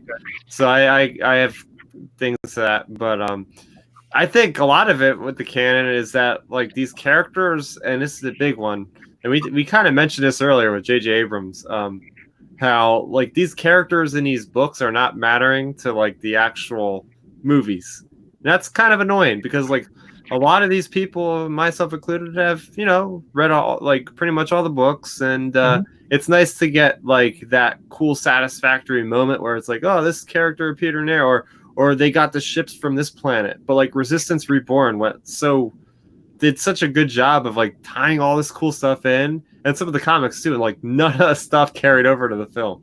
It was wait, you got this blockade runner for Corellia? No, it's actually the Tana V4. Oh, where the heck is the guy from Battlefront Shriv? Where's Baba from Black Squadron? Where's all these people? What? There was no mention, and that's kind of disheartening. It's wait, this book was supposed to tie in so heavily, and then it doesn't, and it's like, ah. Yeah, my wife was telling me that, like in the Rise of Skywalker, where it shows a little bit of Leia's Jedi training, like she said that, like, oh, in the book, it mentions that she just kind of, touched on Jedi training, but didn't put too much in. Just like, I think you did more than just the basics. You did. It seems like learning lightsaber combat and everything is a little bit, out of that's right. I mean, you're totally right with the not tying things together, because like you said, you had Shriv, you had some what was the guy's name? One of the generals from Empire Strikes Back. Right? Yeah, he was in there. Yeah, you had Wedge, you had all these people, and then it's like the movie comes out the next week, and you're like, we're going to see a lot of these people that we've seen in the past. Nope. I think the actor for Riken's dead. Oh, yeah. I'm sure he probably is. Yeah, that's true. Because he would have been like 80 years old in the book. Yeah, I think they even mentioned that, don't they? I mean, in the EU, I don't think Riken survived the Battle of Hoth. That's why I was shocked in the new canon. Okay. Dodonna doesn't survive when the Empire attacks Yavin in retaliation for blowing up the first Death Star in the EU. Well, in the canon, he actually gets killed at the Battle of Mekashab Base or something. Yeah. Yeah, he gets killed alongside of General Draven from Rogue One. General Draven gets mowed down by Vader. That's right. Oh gosh, I forgot about that arc. Yeah, it's a cool moment. Other things, I'll just keep talking about the other things. I think people are just upset with the books right now, and I was really upset with this at first because like they were just so focused on the original trilogy. Like Star Wars is thousands of years and spanning, and we're just so focused on the original trilogy for so long. It was like getting almost tiresome. Where it was like, all right, when are we gonna get out of here? And finally, it looks like we're gonna get out of there with Project Luminous. So people were just like, all right, we've been beating this dead horse for a while. Like, let's just try something new with new characters so the authors can actually write these characters and not have to worry about the directors taking control of the characters and screwing us over with well, not screwing us over, but just like making it their own, and what we had happen with the books recently. So, right. Yeah. Go ahead. Well, I was going to say that I think one of the issues, I was going to say, I have really no problem with the Disney canon, but I will say this, it's the same thing can be applied to both the movies and the books, is that there's too many writers, too many directors. Everybody has their different story they want to tell, and it's just not meshing together. And I think that's, like you were saying, just nothing, syncs. The movies don't sync with the books and everything. So right, and if they have a story group department, what are they doing? When you have all these characters, all these different stories, no one's like, okay, well, let's bring that in from the film, and they pull this excuse of it's the inside the baseball thing It's like, no, you can throw Shriv into the movie and just have him say something, and someone say, okay, thanks, Shriv. It doesn't matter if people know him or not. It's just another character that makes his way in. You know what I mean? It's like they do that with everything. I mean, here's a movie with all new characters. Don't bring anybody else in from the books because nobody will understand. Yeah. It doesn't make any sense. It's just another character. Bring him in. It doesn't matter. You want to know more about the character? Well, hey, there's books about him. Yeah, it's like, where'd all these Mon Calamari cruisers come from? Oh, well, we came from the raid on the Mon Cala base. And then it's like, we have a book about that. Oh, cool. It's more revenue for the company. It's like, How is that a bad idea? It's the thing that they don't understand either. It's like the Legends campaign. It's like people are pushing, hey, can we get more? And it'll confuse people. Well, you already have a big yellow banner on the books that say Legends. People want them desperately. It's more money in your pocket. Just do it. And people aren't happy. People on Twitter are loud. Social media is loud, full of people that are negative. And that these people hear it. Disney hears it. They see it. The numbers, the money shows it. There's, across $1 billion, it wasn't its highest grossing film, the Rise of Skywalker. It's, a lot of these people are still calling for these stories. So let's go ahead and let's open up that gate, while we continue over here. And you have fans of both. And there's people like, me, Jeremy, you guys, Chris, Adam, you guys like the expanded universe stuff too. And I'm sure it's like, oh, here's a new expanded universe book. Oh, cool. I'm going to go read that one too. You don't want to? All right. Well, next month there's the new canon stuff. It's just more money in their pocket. Yeah, I mean, it's just also when I read the Legends books and I think oh man, this would have been perfect to see. Like I'm just gonna give an example. Just I'll just say Plagueis. I'm like, oh, this is good and everything. Like, hey Disney, this is good. You should put this in your movies or something like that. And then they're just like, yeah, we could do that, but yeah. It's just a lot of the hype and everybody's thoughts when the movies were coming out. The speculation was way more grand than the story that actually unfolded. And you're like, oh man, yes, that's partially our fault too for making the sure. But, it's like the whole Snoke thing. It's like you sent me some information about the new Kylo Ren comic. It's like Snoke's in the picture and stuff, and you're like, and it's like, here's this last movie just shuts him out. Like, oh yeah, here's a couple of Snokes in a vat. But we go back to the comic, and it's like, oh yeah, Snoke. He's looking, he's watching, he's waiting. It's like, okay, well, should we care still about Snoke, or is it like just a waste of our time? Yeah, apparently he was there from the very beginning. So Palpatine had a plan. Too bad the story group didn't. Yeah, I love Snoke when Kylo Ren cut him in half. Like, oh, okay, well, he's dead. So moving on. Yeah. I just feel bad for Andy Serkis in that scenario. Oh yeah. Oh god, he just went on to do Mass Panther. Like he just went on and worked and got more millions of dollars. Yeah, and he didn't have. It was the first movie I've ever seen him in where he wasn't in motion capture. Yeah, that's true. Another thing that people I think are just not happy about with the canon is they're not bringing enough characters from Legends into canon. There's been a couple great ones, like we've had Thrawn and Rook, but we've had Darth Bane too. Darth Bane, but he was already in Clone Wars. Yeah. And Clone Wars. I will not get into my feelings on Clone Wars on this. Well, it's a good thing that we watched the trailer before you got here. Then we talked about it. No, I intended to finish. Did you see that, Jeremy? They released a new trailer. Oh, I bet they did. Yeah. I don't care. Yeah. See, Chris, Jeremy, he leans heavier on the expanded universe side than the canon, but he does do both. He reads both. Yeah. Like I said, there were those 5 that I love. Yeah. Even with like you said, Chris, with bringing some people are upset because they're not bringing enough of the Legends characters. On the other side, there's a whole new group of people that if you bring another Legends character in, we're gonna burn the place down. So then that just makes even more division. It's a crazy thing. That group, not to burn the place down, but come up with your own original characters and stick to them. That's the key. There's some really good new canon characters that they abandoned. Right. The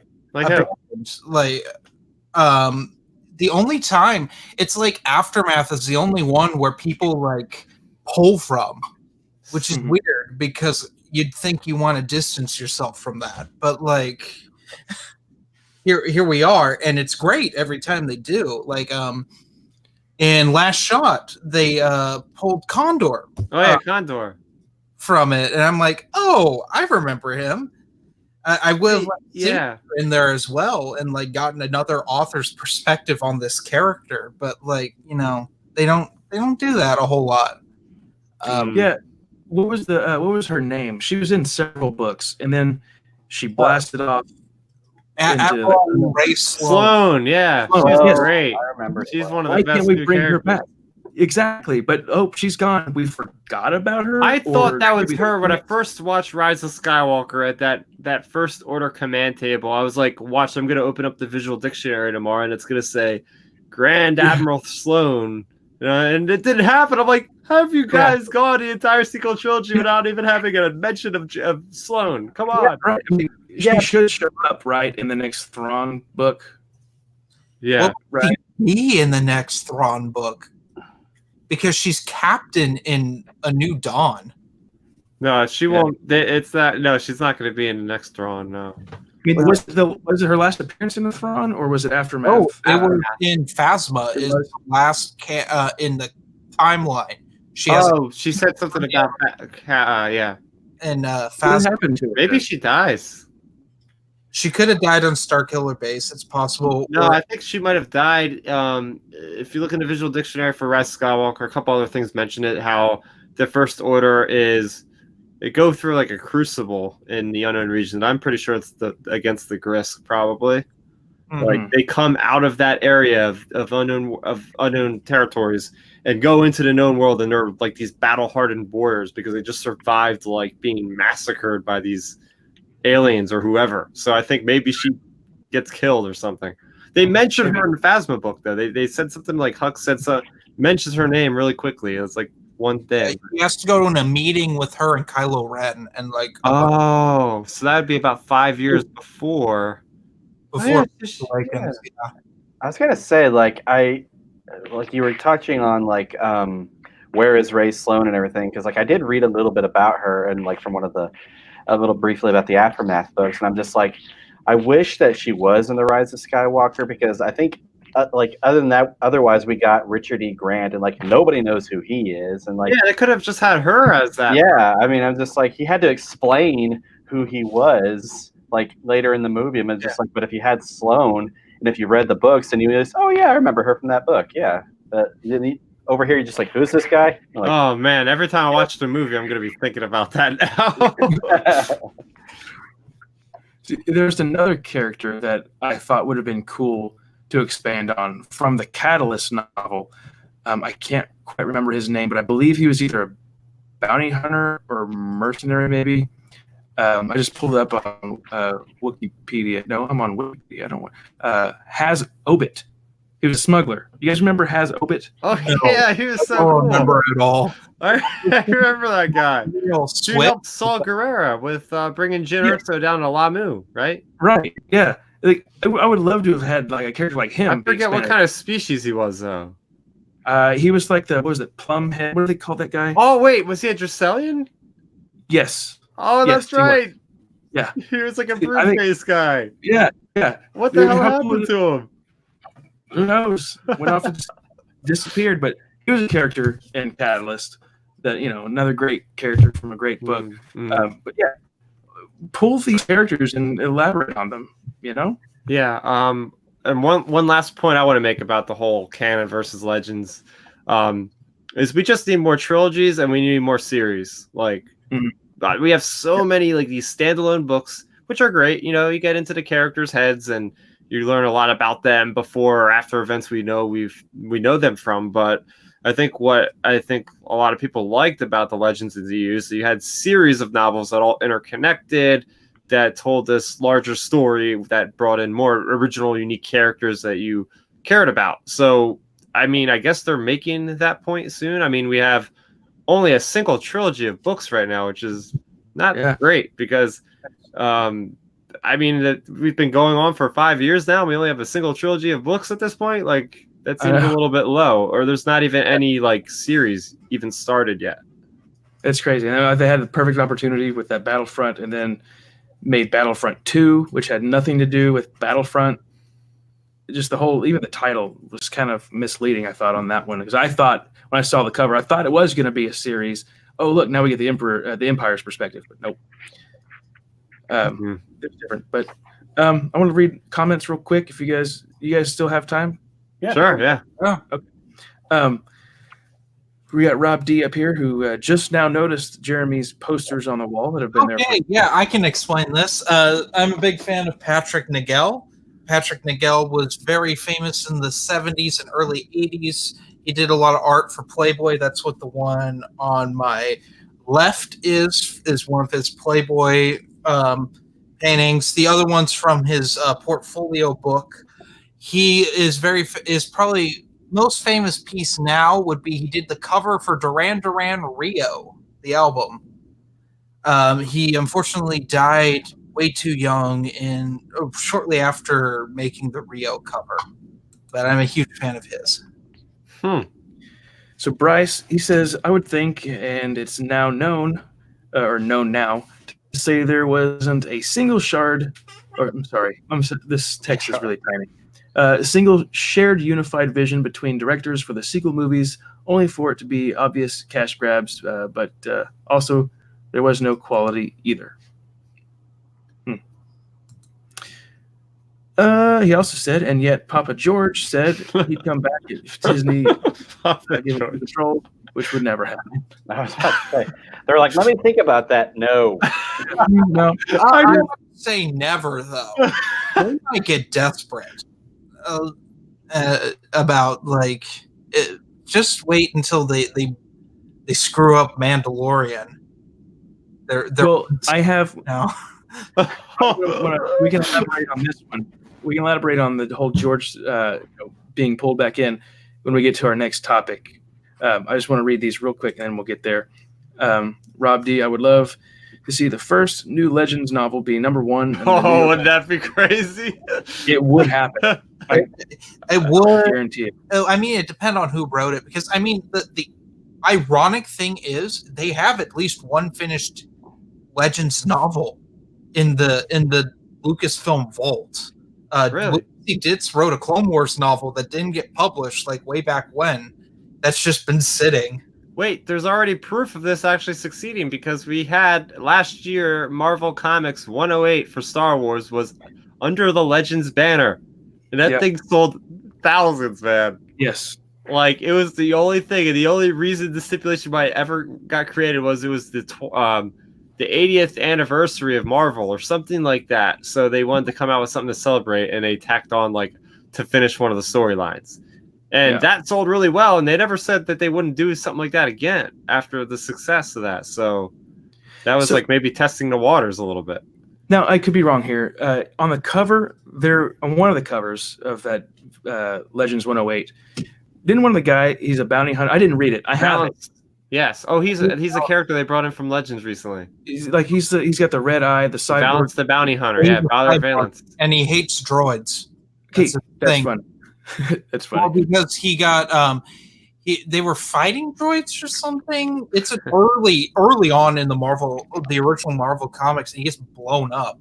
Yeah, like they replace most of his body with cybernetics, and he hates droids for it, and he wants to kill Luke because Luke loved droids. Like that's a short-lived plot line in like the 20s, and then he goes toe-to-toe with Vader, which was pretty awesome, and I won't spoil, but there's a reason that he comes back in 108, and we didn't expect it. Well, what's cool is I remember I saw recently some new titles are coming out in the Bounty Hunters, and I saw him on one of the covers. Mm-hmm.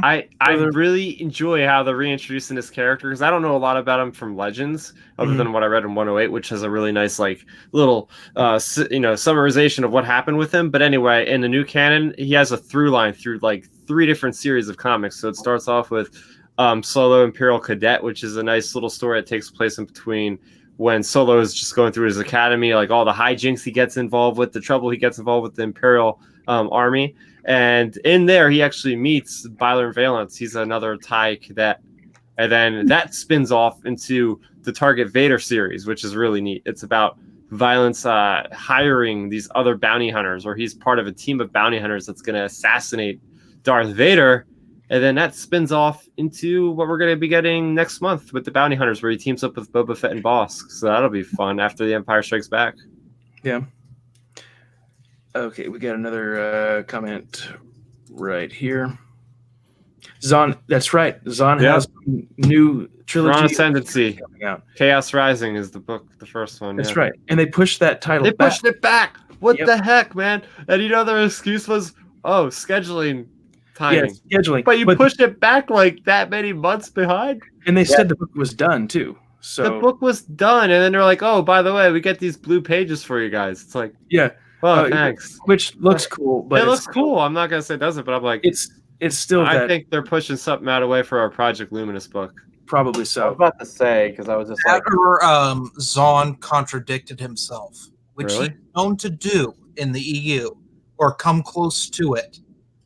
He with his prequels to the Thrawn trilogy, there was some pushing of him breaking his own continuity at times with allegiance and choices of one. It doesn't quite happen, but it comes pretty close. So they had to edit it. Okay, we got Dave. Hey, Dave, welcome. He's been reading most of the Canon comics and novels since they started in 2014 or 15. Nice. I just quit in December. I'm tired of their irrelevance and lack of activity. Yeah, see, this is what we were just talking about. Yeah. he's like, I find your lack of connectivity disturbing. It's a shame, but like I said, I think if we just hold out for this announcement, in like 2 weeks, I think hopefully that'll spark a lot of people to get interested if they stay away from these characters we know and go several hundred years in the past or the future. I think that'll get a lot of people back on board. Yeah. I'm seeing if Matt Wilkins, if he's still on here, if he's wanting to come in on that next subject. Highlander? No, not Highlander. Highlander That could be later. I was wanting to get his, when we watch, we're going to do the Jeremy, you got my message, right? With the I just watched Underworld before I joined the stream. Okay.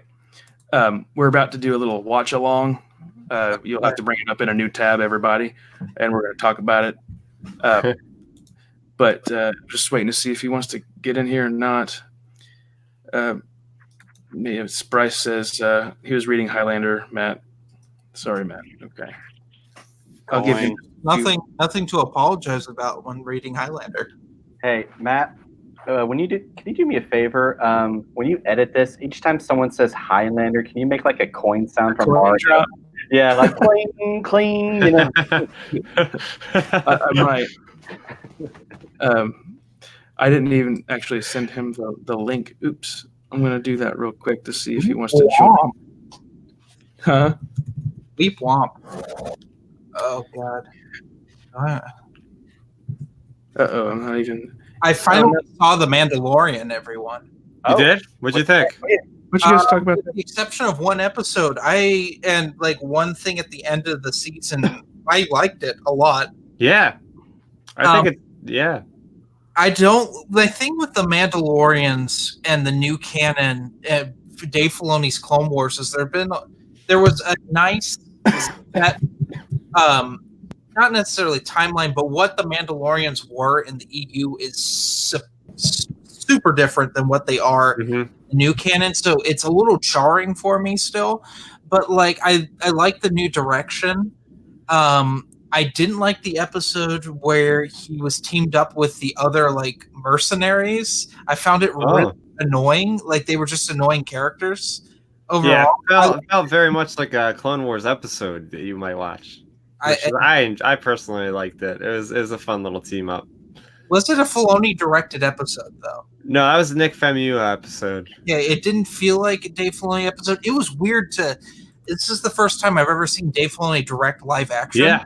He did a pretty good job, and I'm a pretty good job. Filoni fan, and I thought that pilot was really good. Yeah, I didn't like the carbon freezing thing. I thought that was a little goofy. It makes sense. Yeah, but because it's like, oh, this is after Empire. Like everybody's caught on to carbon freezing as a way to get their people frozen and delivered easier. Dave Filoni did an infamous thing in Clone Wars that contradicts Empire Strikes Back. That I complained the Citadel arc. Yeah, talk about Dave Filoni, and he just put it in there. I'm like, is he trying to give me the middle finger right now? Is that what's happening? But no. And I didn't like that the Darksaber showed up at the end. But, you didn't like that? You didn't like that? No, that was fancy. What? That was not smart putting the Darksaber in. Why not? It's going to connect a lot more with the Clone Wars, I think. I mean, like, show it in season 2. Save something. What? They have to savor. They have to show something cool at the end. But they have to. Not the Darksaber. I liked him surviving. Like that. Yeah, he's such a good villain. I love the actor. He's, Giancarlo Esposito. I love him in Breaking Bad, Better Call Saul, and he is just that same type of calculating, cool villain that has everything under control. He does his homework on all the characters. He knows what's happening. I just, for season 2, the one thing I want besides just more bounty hunting is I want to see what happened to Sabine's family. Yeah. Like that's something that I was curious about, because they don't talk about that in the epilogue of Rebels.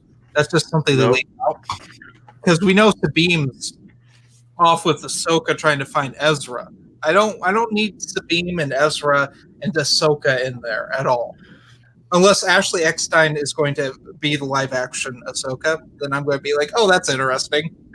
I was actually going to say, I saw on Facebook, it was a drawing of Kermit the Frog, and then it shows it was either Baby Yoda or Yoda itself just come up behind it, just grab it, and just shove him down his mouth. And I don't know. It's just like watching that episode with Baby Yoda like eating the frog and everything. Like I'm sure, like Matthew could also relate to this. Like having kids and everything. Like they're constantly putting things in their mouth. They're like, hey, no. Yeah. I my sister eating thumbtacks when I was very little. Oh, when I was like 5, and I had to pull them out of her mouth and stuff. It was it's like a little nightmare. We didn't know she could climb on my bed, and because I had a bulletin board above my bed like that, and like she just climbed up and just started putting them in her mouth. Ooh. It was like it's one of the most nightmarish things in my entire life. Okay, so I've got. I'm pulling up the video. Oh yeah, I got it up here, ready to go. Got up. All American Cornbread said Mandalorian humor has always made him cringe. Dave, I also did not like the mercenary episode. It felt cheap. Production-wise, like Star Trek. You see, I like that. I like that aspect of it. I just didn't like the writing. Matt says he did not get the invite, so I'm sorry. He's probably lying. First of all, I'm gonna play devil's advocate here and say that Matt is lying to get attention. Well, I'm gonna send it one more time. I think that might be the wrong stream invite, because I had some pretty bad failures going on here a few minutes ago. Before we started, not a few minutes ago. I'm an idiot, guys. Gonna say. I mean, your number one failure is that rug you're wearing. Oh yeah, I call it the New Mexican poncho. Got it in New Mexico at a gas station for like $5. Oh, okay, that's a good. I respect that. Yeah, a lot of other people, they say, "Oh, you spent $60 on that thing." Nope. No, God, no. Definitely not. I'm sorry. In just 1 second, if I can get my emails to open up, so I could send this stream invite to Matt Wilkins. I will say I do agree with the mercenary episode. Like, just some of the mercenaries themselves were just, I don't know whether it was just their characters or the acting, but they were just annoying. It was a little both. I mean, I like the guy who had all the blasters on him. I thought he was fine.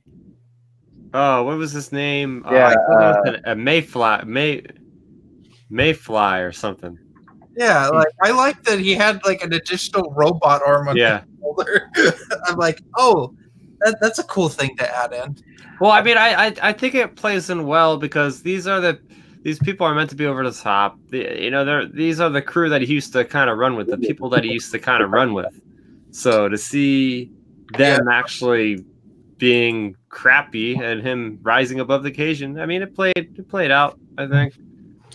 Matt, gentlemen, we've got Matt Wilkins, also known as the Geeks Living Room. That's where he's hiding out tonight. Matt, you gonna talk some crap to my face? Huh?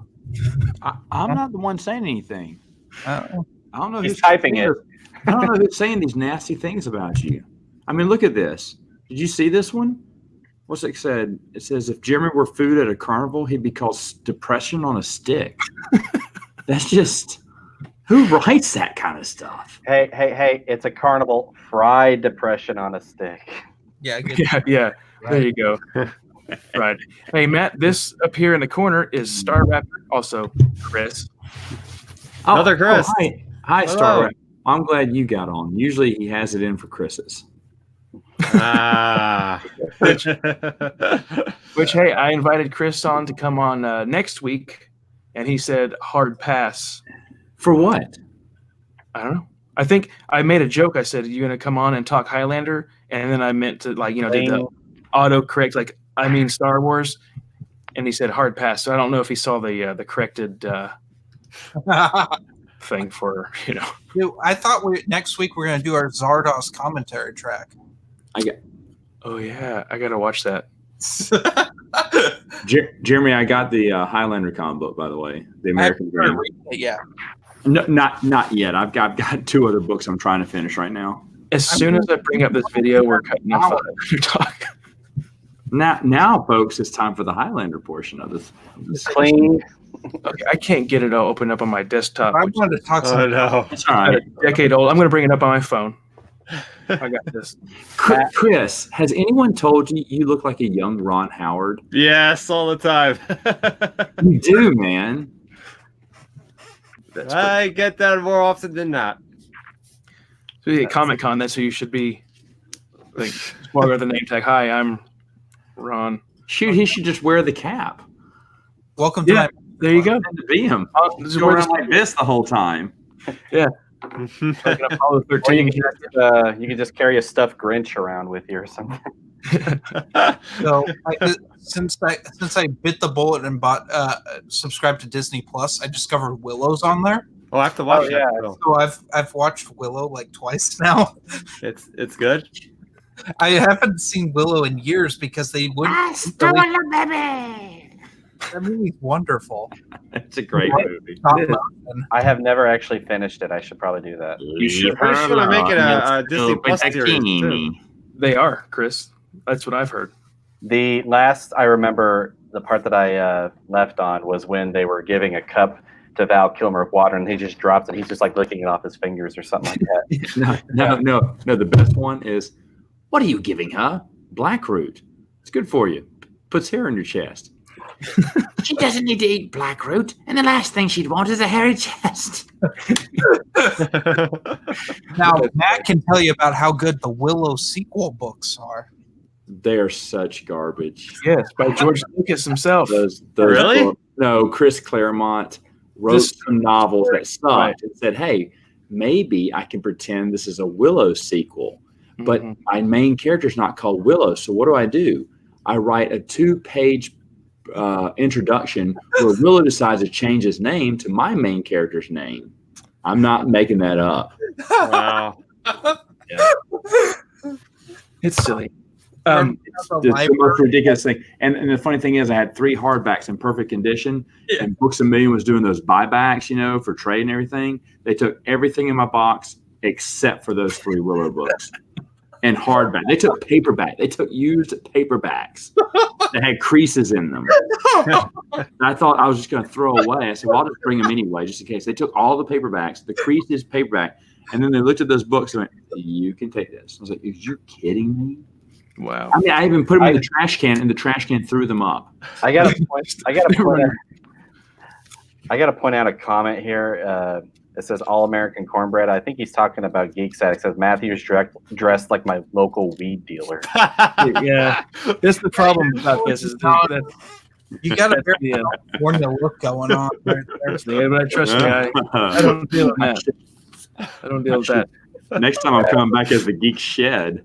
Yeah. There you go. It's the Geek's Kitchen before. Yeah. The Geek's Greenhouse is what it should be. You guys are giving away all your names.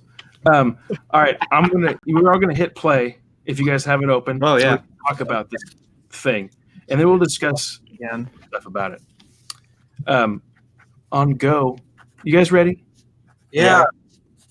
Okay. 3 on the word go. Okay. 3, and make sure your volume's turned down too, so we don't get banned before the video can upload to YouTube. I'm sorry, it happened once. Oh, it's okay. It's all right. It's all right. Are you ready? 3, 2, 1, go. All right. This looks really awesome, though. This image right here with the trench kind of thing. Right out of Attack of the Clones, I'm telling you. Yes. Now, I was so surprised to see that they actually have like the animation of a speeder like that. did you guys see the background or the making of with this footage? Yeah, I did. It's pretty interesting. They shot it all in like one room. Now, I thought this was so weird. Like I don't think you ever see like a girl with heels on Star Wars. So I was like, wait a minute, is this Blade Runner or is it Star Wars? Like, what is? Okay, I found this to be a little. I know this is test footage, guys. It's not the actual show that they were gonna do, but reminds me of the Wheel of Time pilot. Well, It's better. It's cool seeing stormtroopers in Coruscant, though. We haven't seen that before.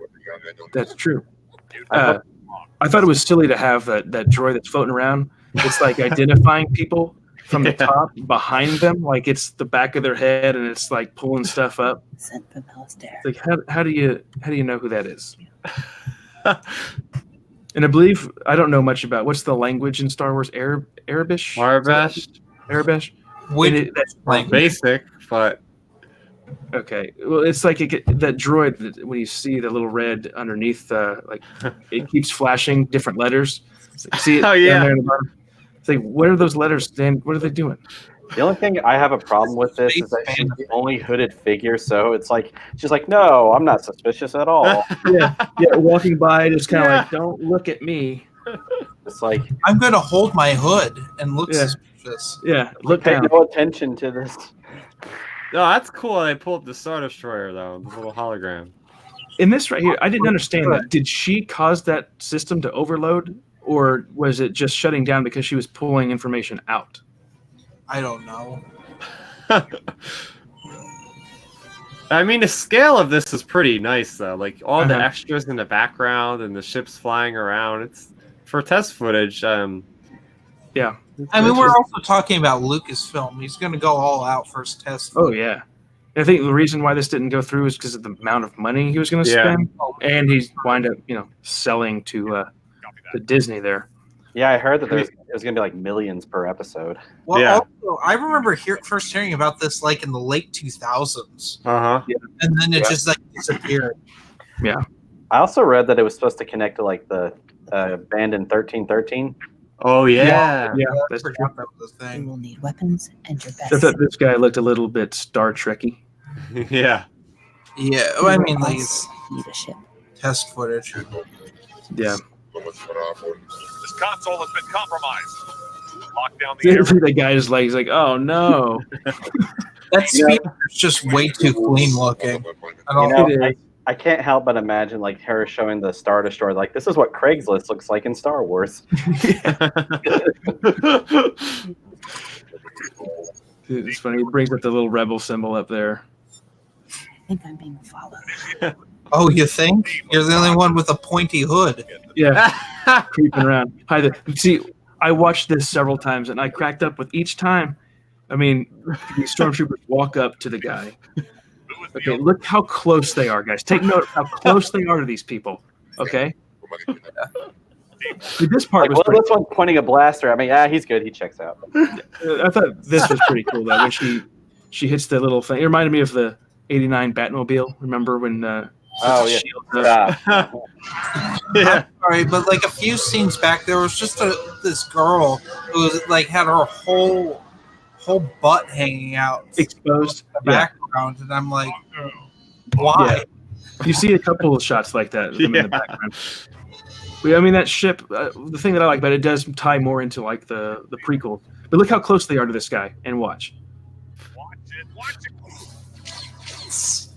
Look, it's just. They're missing. They're right over top of them. It's just missing. Okay, and then you got this guy who's just like gets up on the be precise as he's getting his stuff ready. Like, they still miss. You got the Wilhelm scream. Yeah. Wouldn't be Star Wars without that. Exactly. To be continued. What will happen next? So overall, I mean, were you guys impressed with that that footage, the test footage? I was really impressed when I first seen it come up. I'm like, wait a minute, they had renders for all of these, CGI portions, and like I said, like the scale looked great, like the environments looked great. the amount of extras. Obviously, it's test footage, as we keep saying, so they can't really they're not gonna have everything dialed in completely. But it's more for the feel, the themes, the tone of what this would be like, and it's what it should feel like. Like 1313 is full of scum and villainy, and you want to have the rebels in their infancy, so they have to be careful with what they're doing, planning different strikes and whatnot. Right.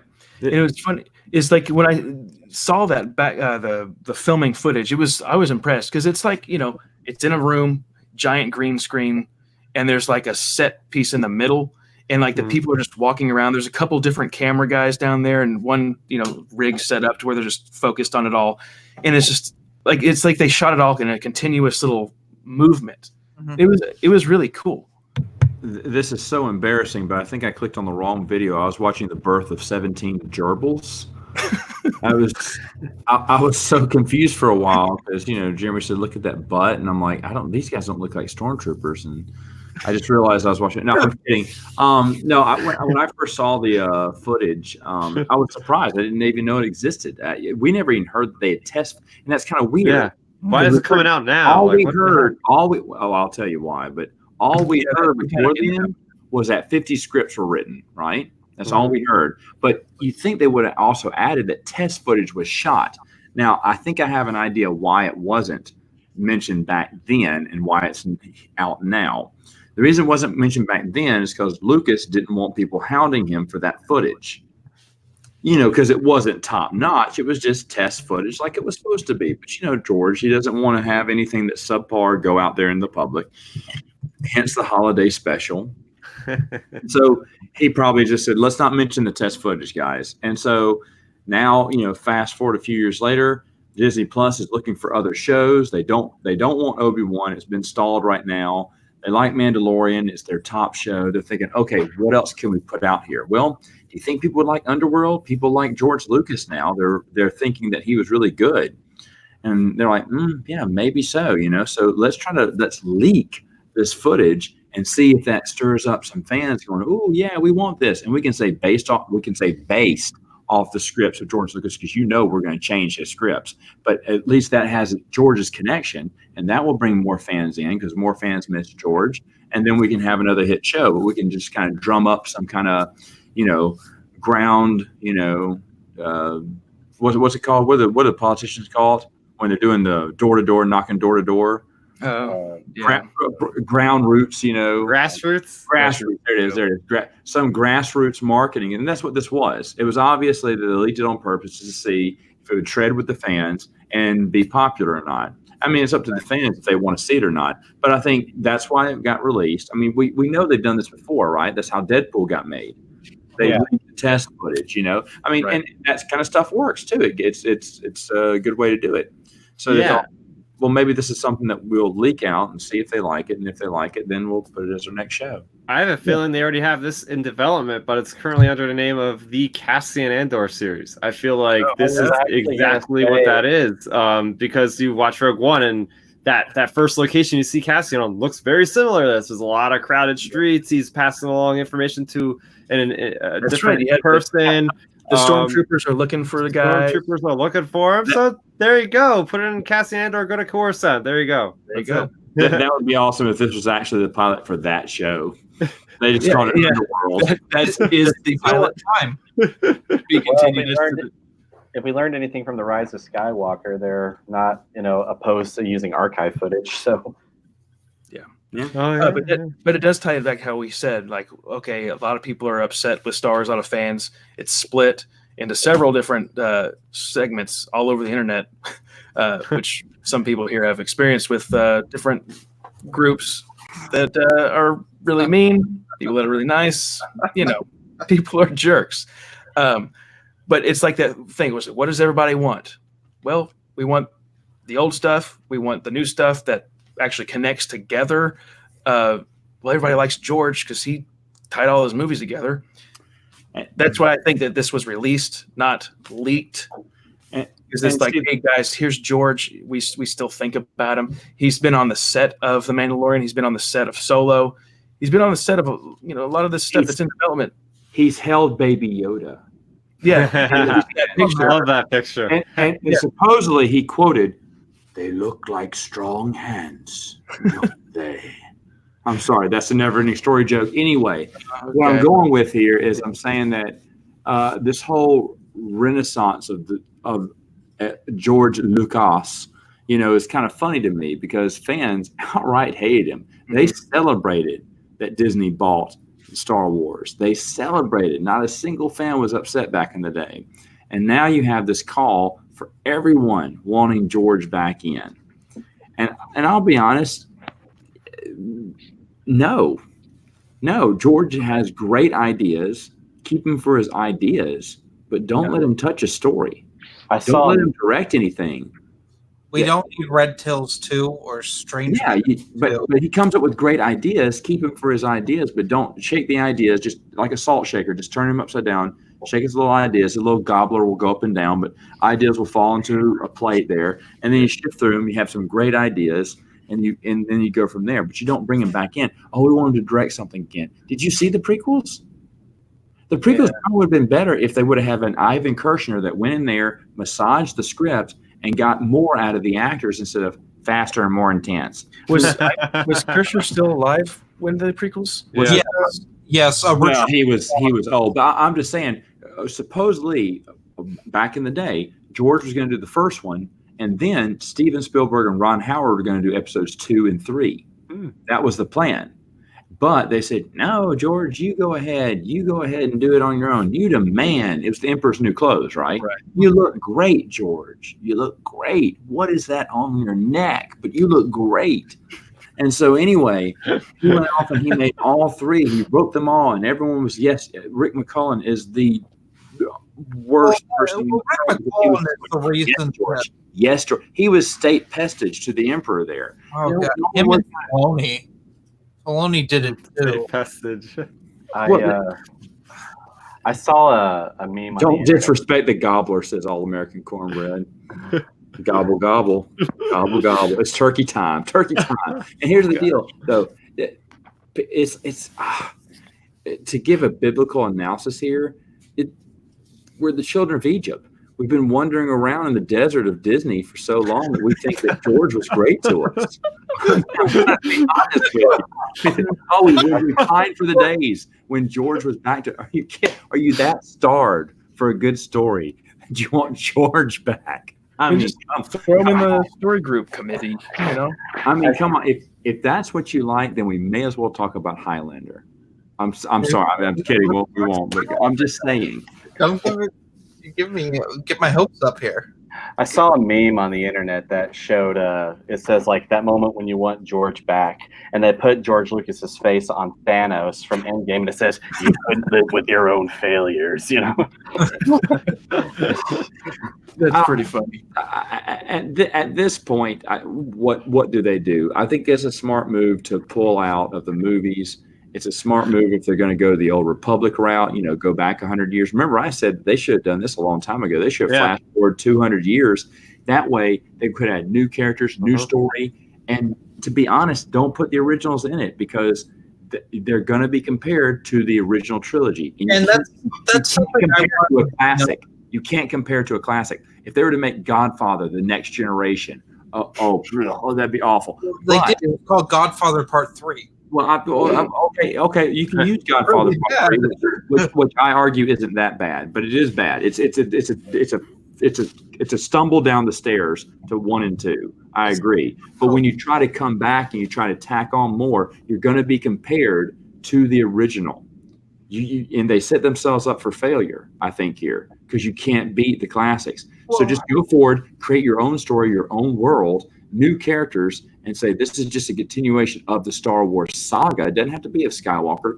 George wrapped that up pretty tightly. So now we're just continuing on with the saga 200 years in the future. That way, all of us Legends fan, we're happy because now our story's kind of left in the dust. Maybe they don't even complete our stories. Maybe they just start 200 years in the future and then build from there. Mm-hmm.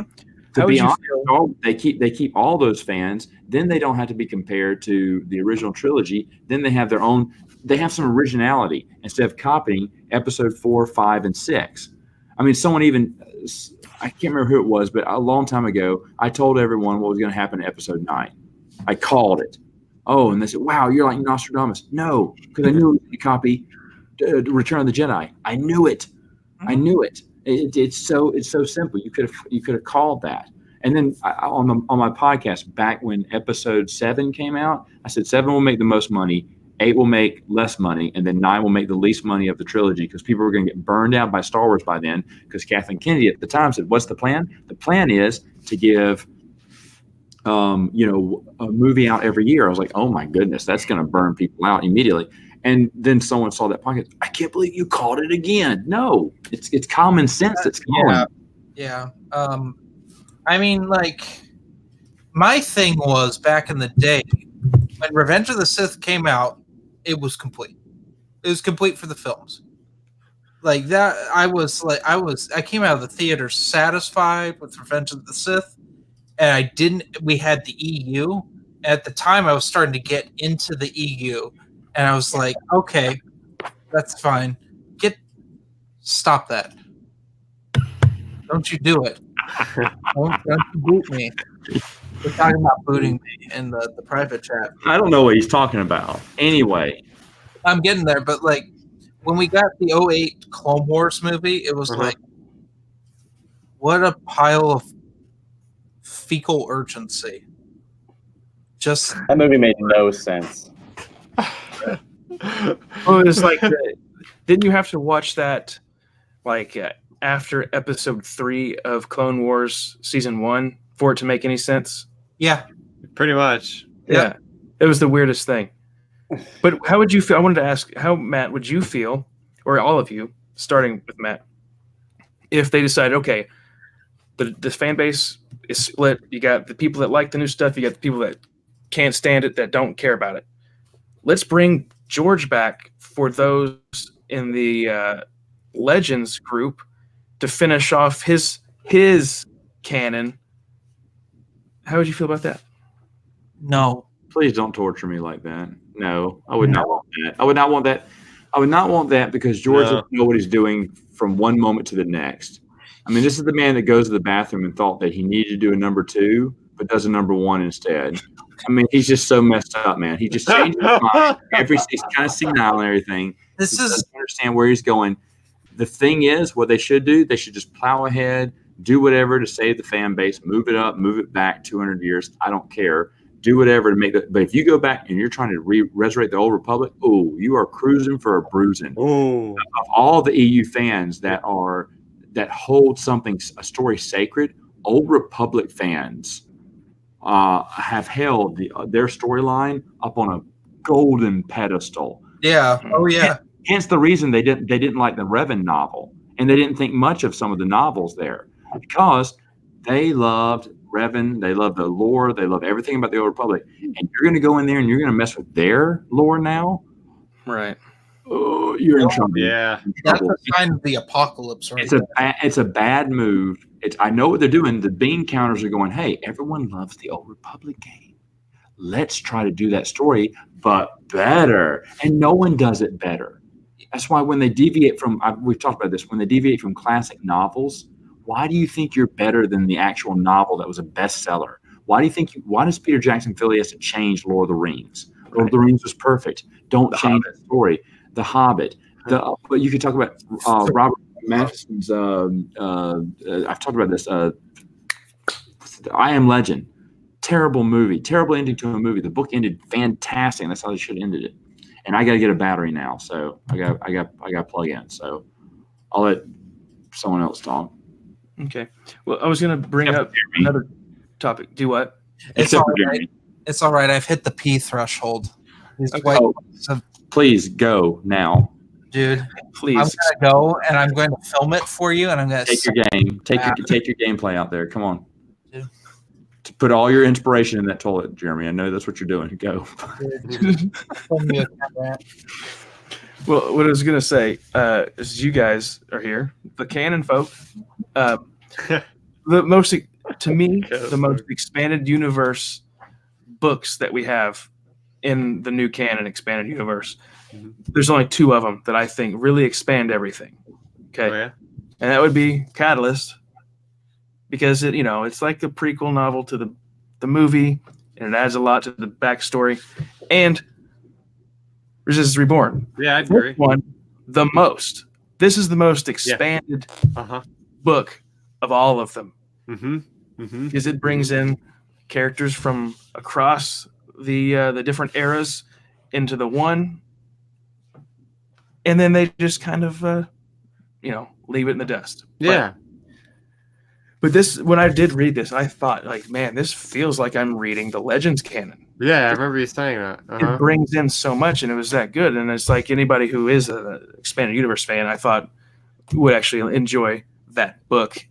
If they even liked the new movies, but because you have all the main characters there, you have all these characters that appear from other books and projects that are getting their stories continued. So it feels a lot better. Yeah, I mean, even like the villain, he was awesome. He was just like this guy that wants to make it big in the First Order, and he's a Corellian, and he's trying to rise up in his station. And he's a scumbag. Yeah, he's the total scumbag. Is right. Yeah. But I don't know, Chris. Did you think there was something else that felt expanded universe like for you? Like I said, the Thrawn alliances, just going into the unknown regions, finding these Griscalians, and ooh, what are these? What are these insidious force up to? Oh, Palpatine senses of darkness in the unknown regions. What's out there? It's a mystery. And if they wanted to bring it in more expanded, they would talk about that stuff, which hopefully they do in the new Thrawn series that comes out. Real quick, Jeremy, what are you getting Dylan for Valentine's Day? I'm sending him to you for Valentine's Day. I don't want him. That's for you. He's your new nanny, first of all. Wait. If you dress him up as a singing telegram. Oh, you know I'm going to. That's the only way I can send him. I'm derailing Geek Addict's live stream. Go ahead. Continue. It's good. We're just talking about like the books that really feel like they expand the universe, and in my opinion, there are only really two. The Catalyst. This is a prequel novel to the movie Rogue One. It's a great backstory. It's so good, man. The characters connect so well together. Yeah, and then there was from the movie to the book. And there was this Resistance Reborn, which is the most expanded universe-like book because it brings in characters from all the books, the games, comics, all into this book. And, the rest of canon touches on familiar characters in the books, but nothing brings them all together like this one into one, like, connective story. But then it's forgotten when The Rise of Skywalker came out. So I think we need to get more Count Vidian in some books. Oh yeah. It's Rebels, the original, right? He appeared as a reference in Twilight Company.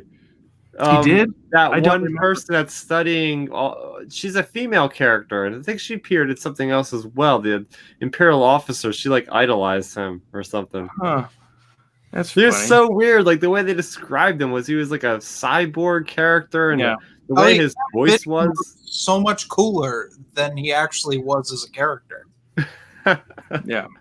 It's funny because I didn't read Deceived, the Expanded Universe Deceived book, but for some reason that character Scourge, right? Oh, Lord Scourge. Yeah. That's who no, Matt. Mm-hmm. Scourge, I'm doing a Brady Bunch right now. Okay. Oh yeah. That was his name. Oh, yeah, I have to look over here.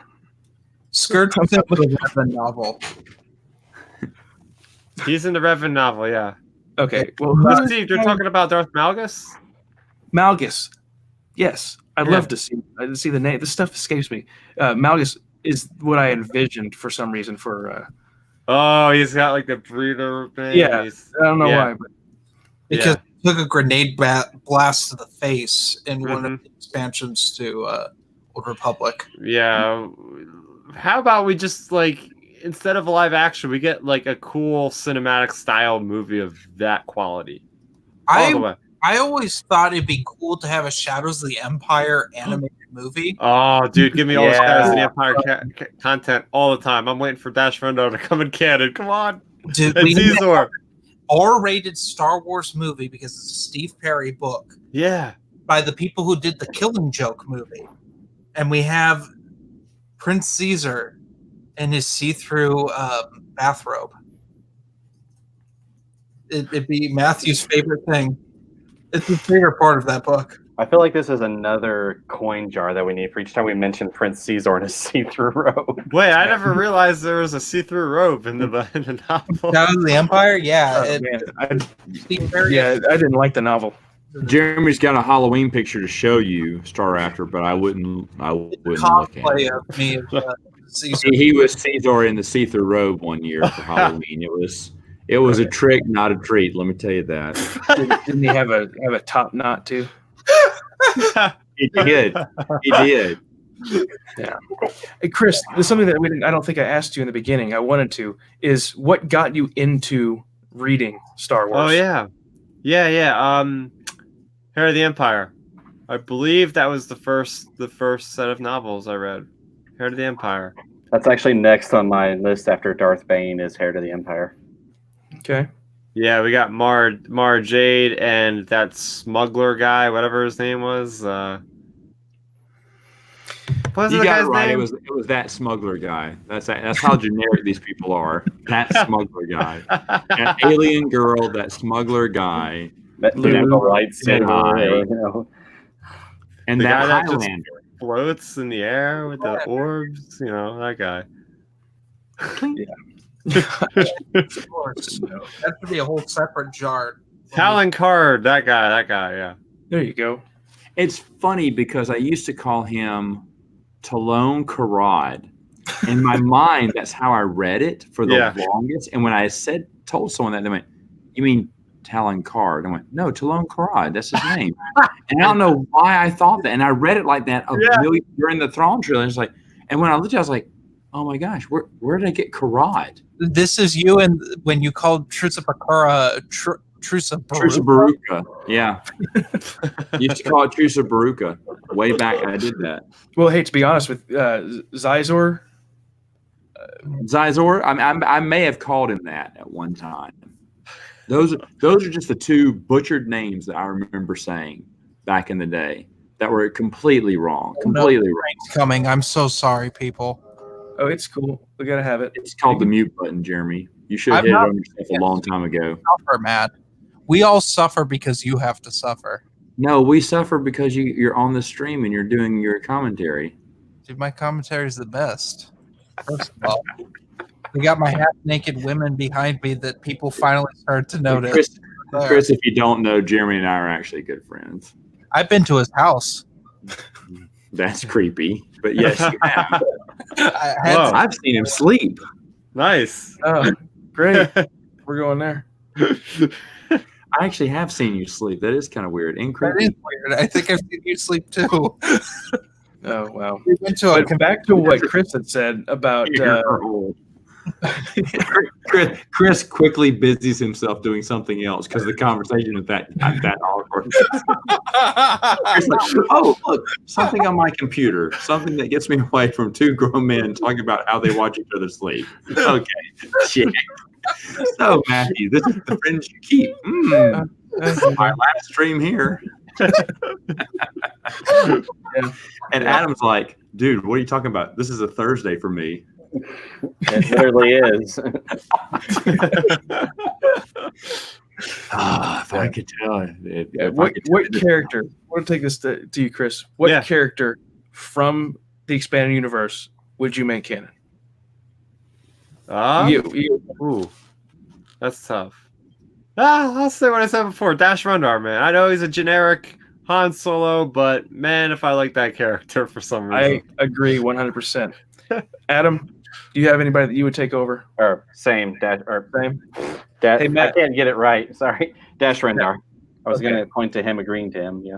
It's hard to remember which way people are. Matt, what character do you want to boot from the expanded universe that the Legends canon has to deal with? Well, not boot, because technically he could exist in both universes. Waru for president, dude. Waru. Wait, who? That's it. For Matt, he is no longer with us. Hashtag censorship. Hashtag Waru 2020. gonna gosh. Is that an Oculus? Who is Waru? for it. Oh, Chris, Waru don't- was Oh, well, you know what? You could read about him if you want Because to. he Waru was is a like an Oculus. trans-dimensional intergalactic gelatinous Transdimensional. alien cube. That I Luke mean- swam around in when he was brainwashed by a cult. He's in a book called Witchfire. I didn't knew you were gonna do that. You can get this book. Okay, so we got 5 coin jars. One for Caesar, Highlander, Witchfire, Waru. There's a video on my channel that Matt was doing this thing. He was like campaigning for Waru one year, and I did a smear campaign of Matt and Waru, and it was a fun video to make. I want to do another one like that. That was fun. I actually do have another character. It's not technically from Expanded Universe, but let's bring back Skippy. Skippy. The The Force Jedi droid from Star Wars Tales that was never considered canon. I think that is considered my canon, along with George R. Binks, Jar Jar's father. Wow. Why is he still on this stream, Matthew? Why are you on the stream? I don't own this stream because I've got interesting topics of discussion. You're talking about George Binks? Binks. Isn't a topic of discussion here? Does anyone know who George Binks is? That's another failed Star Wars Tales. It's awful. What was the author's name of that? It was something money.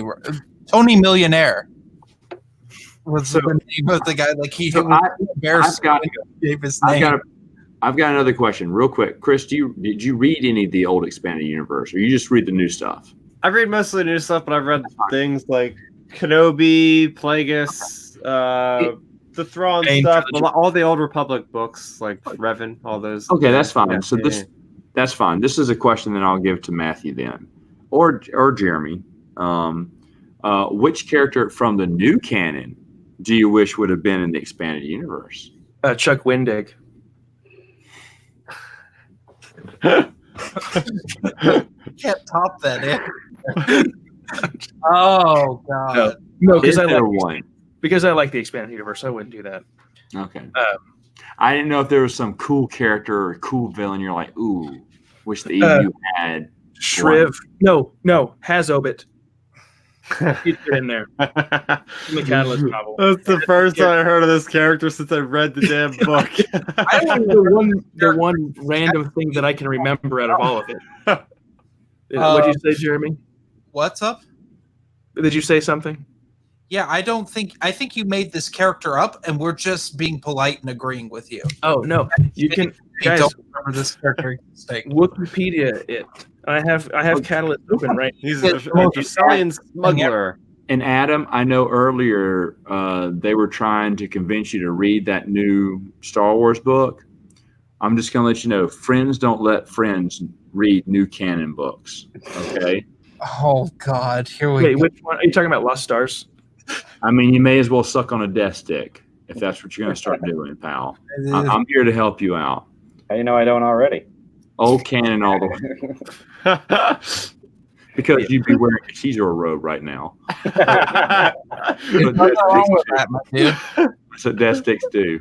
We should all be wearing the Caesar robes. Actually, that's the next stream. We'll do that. That's the after hour. This is the after hour. Dude, that will be our Stardust commentary track. We will This is- all be wearing either Caesar robes or Sean Connery's red diaper with bandoliers. It's called Geeks Attic After Dark. Is that show. Yeah, there we go. Go ahead. I'm sorry. I'm trying to find him in the book, and I can't. Because you're a pretend friend, you're a pretend character you made up. I know he's there. You know, That's real, guys. A bit. It's real. I actually had a character from Canon that I think would actually, I don't know how, but I would like to see it put in the Expanded Universe, and that's that Gungan from Solo Last Shot, where Solo's trying to speak Gungan to him, and he's just like, okay, because I'm a Gungan doesn't mean I talk like that, you know, it's just... Yeah. The guy that's like, he talks like a surfer or something like that. I'm pretty sure he had like some slang and some stuff. It was hilarious. You have that, and you have the Ewok running around that can slice things. Oh, yeah. What was that thing's name? Pipik or something, was it? Yeah. There's an Ewok? Yeah. Yes, Yeah. an Ewok slicer. Someone therapy Ewoks from Aftermath 2 Life Debt. There are. I made a meme That makes sense. of Dylan. You remember that, Jeremy? Oh yeah, when Dylan and I had cameos on your show, Matt. Yes. Guys, Wait I a found minute. it. I found Has Obit, page 208. Can you blow up your screen, please, sir? Well, we won't be able to see it because he's at like 240p. Need I prove it? Oh, Where is this? let me zoom in real fast. Jack from shit. Right there. Has Obit. Do you see it? Wow. That could be anything. I'm just saying that could be literally anything. That could Is it not showing? saying it. Like that's just a swear word in the new canon that has not been followed up with. Ichuta. Oh, you need to hear this, Lyra said more strongly than she meant to. She turned back to the Dracilian. I'm sorry, I don't remember your name. Has Obit. That is the best improv I've ever heard in my life. That's So what it said. what are these called? Comfort Ewoks?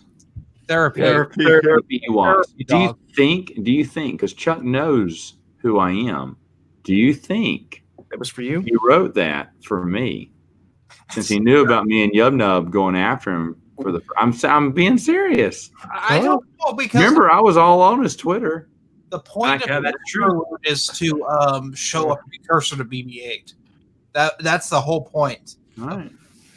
I mean, it I'm could. just thinking. I think Yub just may have been new canon, made new canon there. I'm just I saying. think that your ego is really taking off right now. Chris, I have a giant stuffed Ewok on my channel, and we poked fun at Chuck a long time ago, and he Trouble. put us on Twitter. So Yeah. He even has his own Christmas and Halloween specials. Really? He's a big deal. I think Ewok's kind of a big deal.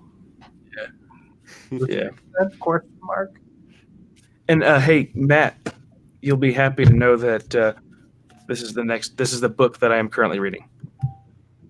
It's been the book you've been currently reading for the past year and a half. I don't know.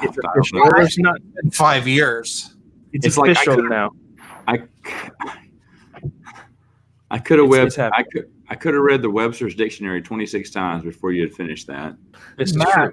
I will say I've started rereading the Dawn of the Jedi comics, Yes. and that first issue in Force Storm is a better introduction to the Dawn of the Jedi universe than Into the Void. So it's like it actually sets things up properly, where Dawn of the Jedi Into the Void kind of throws you in and like expects you to know what's going on, and like most people won't. But like the thing is, it's 2 years after Into the Void, like halfway through the comic. So I'm wondering in your timeline if you would throw issue 1 of Force Storm before Into the Void if you were to redo it. No, probably not. Okay. But I'd have to look at it again. Okay, I was gonna look at these comments real quick. Are you guys still good? I'm good. Yeah, I'm good for a couple minutes. Dude, I'm good for man. I got something with me. It Brady. fuel this pumping engines. Oh, okay. Brady. Hey, Brady. If they make Skippy canon, the canon lovers will have nothing to talk about. The Skippy. If Skippy was made canon, it would be praised just like Palpatine survived. I don't even know who Skippy is. Who's Skippy? Skippy So, was a made up, that- fun, non-canon Jedi droid that It's was in a short supposed to be the story in red, Star Wars Tales comic book. Yeah. He's the droid that blows up in A New Hope. There we go. Rob, Wait, these R5? comments. Yeah, that's Yeah, supposedly Skippy the Jedi droid. And then he has like spoilers, he has like a Force ghost at the end. Oh my god. That was a complete joke. It wasn't meant to be canon. Bryce is up to his old shenanigans. I'm gonna go home and rethink my Lee. Oh god, here we go. See, last time Bryce, everything he said had a typo. Which I think we need a coin jar for his typos too. So. Ooh, Gragas the Hutt. He loaded. Oh, I know who he's talking about. And Gragas has the coolest new canon character. He's from the comics. He's this he was super muscly Hutt that has like cybernetic legs that just carry him all over the place. And he collects Jedi lightsabers. Oh boy. he's not the Dark Jedi that Leia fights in Planet of Twilight. He's the Hutt version of General Grievous. Yeah. He was on, didn't we get introduced to him at a prison? No, we got introduced to him in the second arc of the original Star Wars comic series, like the Star Wars standalone. And then he shows up in Poe Dameron after he's been imprisoned. That's right. That's where us. Yeah. Okay. Yeah, he helps out Poe get a ship to fly to where he does in Rise of the Resistance. Or Resistance Reborn, that's what it was. I always get confused. So, yeah, not again. He knows life. He knows what's going on. Brady, I wish Lost Stars was in EU. Yeah, those characters I would put in the EU if I could. I wouldn't necessarily put the Lost Stars story in the EU because it would contradict. Right, of course. Yeah, Jakku. It's funny because I remember during my review of that book, I gave one of the lead characters, I said his name wrong the entire time. Thane, right? This is his main character's name? Thane Carell, yeah. Yeah, for some reason I called him Theron the entire time. Theron's an Old Republic character, Theron Shan. I was just like, Bryce says the son of Satil Shan. Yeah, who is a descendant of Revenant Bastila? Mm-hmm. Yeah. Maybe bring back the Sulstan and Ewok duo from Dark Nest trilogy. Sounds great, a Sulstan and Ewok together. Loft Inferno. I don't know what that book is. Darkness is pretty cool. That's true. Wait, yeah, that's the ones like they're all facing bugs or something in the covers, right? Yeah. Well, I mean, Dark Nest is when we find out that Jason is awesome, even more awesome than we thought. Hashtag Jason fan. Who would you vote for there, Matthew? I was just trying to remember how to ban people from the group. He would vote to ban people. Adam can tell you how it's done. Oh yeah. Sorry about that, Adam. I don't think I ever unblocked you. Did you ever unblock him? No, I got to figure that out. So he still can't comment. Well, he's here. So for those of you who are time, yeah, but he can't converse with the people who want to ask him questions. And Matthew has refused to unblock Adam. I'm sorry, Adam. I'll figure it out. You're good. No, that guy that kept spamming your live stream last week, he came to Match Channel and did it again, and I was just like, hey, thanks for not blocking me this time. Yeah, no. Well, when I give the stupefy spell, I make sure to aim correctly. I don't get someone else that just knocks him out. So yeah. There's no friendly fire here. This isn't Platoon. There's no mortar raid on his own people. Yeah. It's the amateur. All right, let me ask you this, because I was asking, what is the top three guys up here? What is your most prized non-Star Wars story possession that you have? Like, is there a lightsaber, a poster, a toy? Is there something that you're like, boom, I'm glad I love this. I'm glad I have it in my collection. I see. Like I have Nub. I don't know who he's talking about because he points up there. I don't know where I am in relation. I'm talking to you two. Okay. Chris. Yeah, no. I want Chris, Adam, and Matthew. I would ask Jerry, but he's going to bring up some charred remains of something from his last house. I'll have to dig it out. Oh. Harsh. That is harsh. So what's our most prized Star Wars possession that's not a book? Yes. Oh, okay. Jeremy, if you do have something, though, you can. I do have one thing. Okay. If he reaches into his pants and pulls out his middle finger, you need to cut him. Okay. Oh, not a book. Oh, not a book. Okay. Oh, Here, what is that? Hold on one second. A Galaxy's Edge replica. Oh, I'm gonna blow you up here, Jeremy, if I could find you. dude, it's sick, man. Yeah, There we I have go. a blade for it too. I just need to find that. So You have a blade for it too? yeah, he sent me a blade for it. That's awesome. Oh, If you, yeah, no, it's pretty cool. Let me go. I see it right there. because I have the Black Series version of that.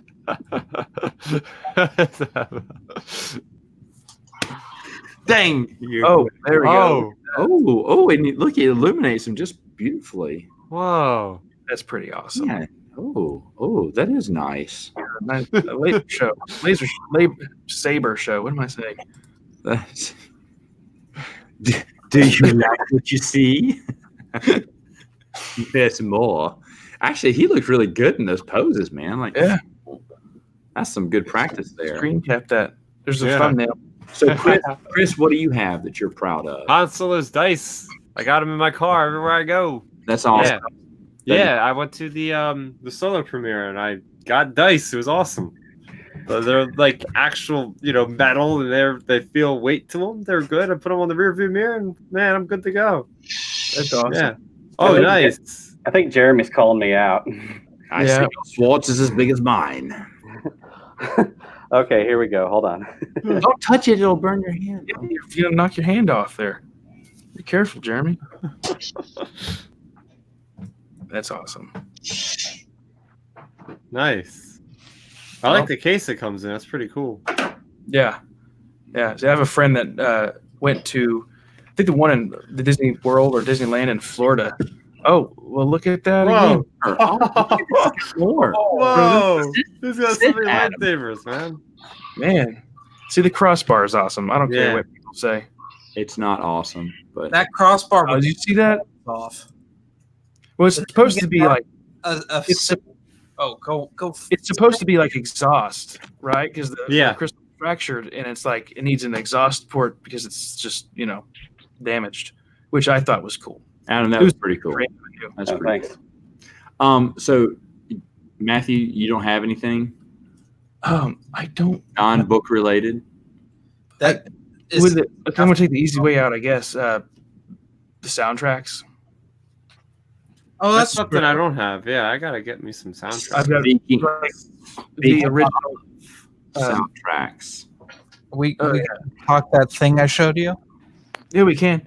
Yeah, mine was. I guess it was the when the special editions came out. I got the soundtrack that had the CD was all glittery and the shape of the Death Star. Oh, I forgot that was a thing. Like lasered on there. It was pretty cool. It had like the book behind the scenes stuff in it. I still have that. That's probably it. That was one of my first CDs. I mean, if we're talking music, I have a early press. It's not an original pressing. It's an early pressing of the original Star Wars on vinyl that I found. You got the holiday special on vinyl. No, the Christmas album on vinyl. Oh, with the young John Bon Jovi singing, right? Yes, I do. Got that. Got the CD and the vinyl. Y'all didn't know that existed, did you? No. But I picked up this thing and I have it in my car. I don't have it on me. It was an Australian bootleg of the Force Unleashed soundtrack that I picked up a few days ago that I had imported. Oh, that thing is so awesome. That is $100 LP right there. Is it really? Yes, I went and looked for it last Christmas. It That's goes $100. awesome. Wow. That is awesome. It slaps. Christmas Whoa. in cars, baby. I got one more thing, and this is probably it's not a lightsaber, I promise, but I think TheGeeksAttic was asking me about it at one point. There, Oh, Falcon. which one is that from? Which version? Rise of Skywalker. Nice. Get it out of my face. It's got Julio. Yeah, he's not in it. Where's the lightning cannon Yeah. attachment? Oh, that was Dark Empire. I'm sorry. That's pretty awesome. Canon? How many hours did it take you to build that? How long Do you did think- it take me? Probably like 8 hours. total. Like, but it was like over the course of like 2 or 3 days. Yeah, Yeah. that's how that works. All American cornbread. The way Matthew is dressed is, I lost it, but Uh-oh. can you pull it up? The way Matthew is dressed, his most prized possession is probably some death sticks. You know what I'm shocked hasn't happened yet? Huh. Marijuana in the new canon. It'll be there soon, I'm sure. It'll be there. I will have a good chuckle. That'll get me into the new canon. We put some. I cannot wait to have my review. Careful there, Matt. I can't wait to do my review of Queen's Peril. I know exactly what he's talking about. Yeah, that moment with the stuff about the. I want to have you back to talk about that book some more, because that bugged the hell out of me. Did I message you about that certain thing at one point? Yes. So you know exactly what it was, yeah. And I just telling Jeremy some of the stuff because he read Queen's Shadow, and he gave me crap for it on his review. He sent me a free copy of Queen's Shadow. I didn't realize it was the Judas Kiss. Right, and it's like you think that was bad. Like Queen's Peril, it's the reader's peril. Okay, it's I can't wait to do my review. And then I want to see how Matt would react to reading that one. I actually I bought my wife Queen's Shadow, and I kind of want to She didn't give you divorce papers. Well, she hasn't read it yet. So that's probably coming. Oh gosh. The main thing is why did it even need to be created? This Queen's Peril is like a novelization of Phantom Menace, but yeah.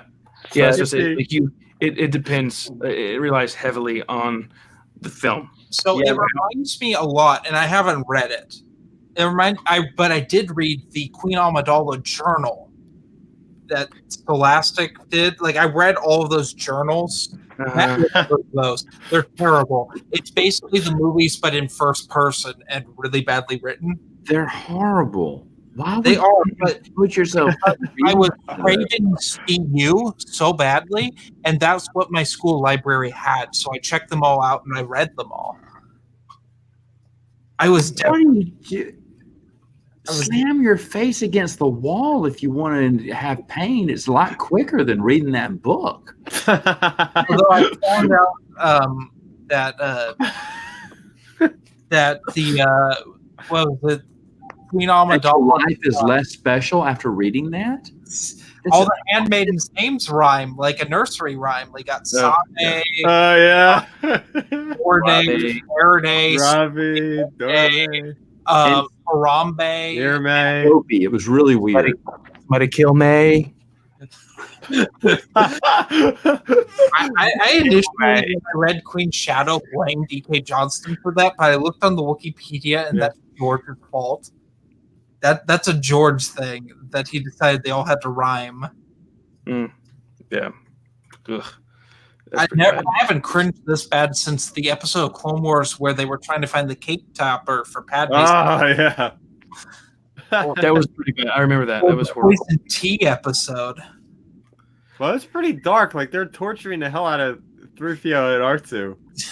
Yeah, for no reason. There was Cad Bane has nothing better to do than set up a fake droid salon in the hopes that randomly C-3PO and R2-D2 would get in there so you could torture them for information. You went that elaborate just to get that? You built a droid salon. You created a business to do something you could have just, got them at gunpoint and took off with them. Yeah. Well, Chris, you need to make your way out of here, you say? Yeah, it's getting quite late in my neck of the woods, so. Right, that's true. Hey, thank you so much for coming on. I appreciate it. Thanks for the invite. It's been fun, guys. You have to come back and do this some more. I'd like to have you come back on and talk some more of that Queen's Peril. Yeah. That'll be spicy, man. That'll get kind of spicy talking about that. Oh, yeah. But tell everybody where they could find you. Yeah, you can find me majorly on Star Raptor YouTube channel.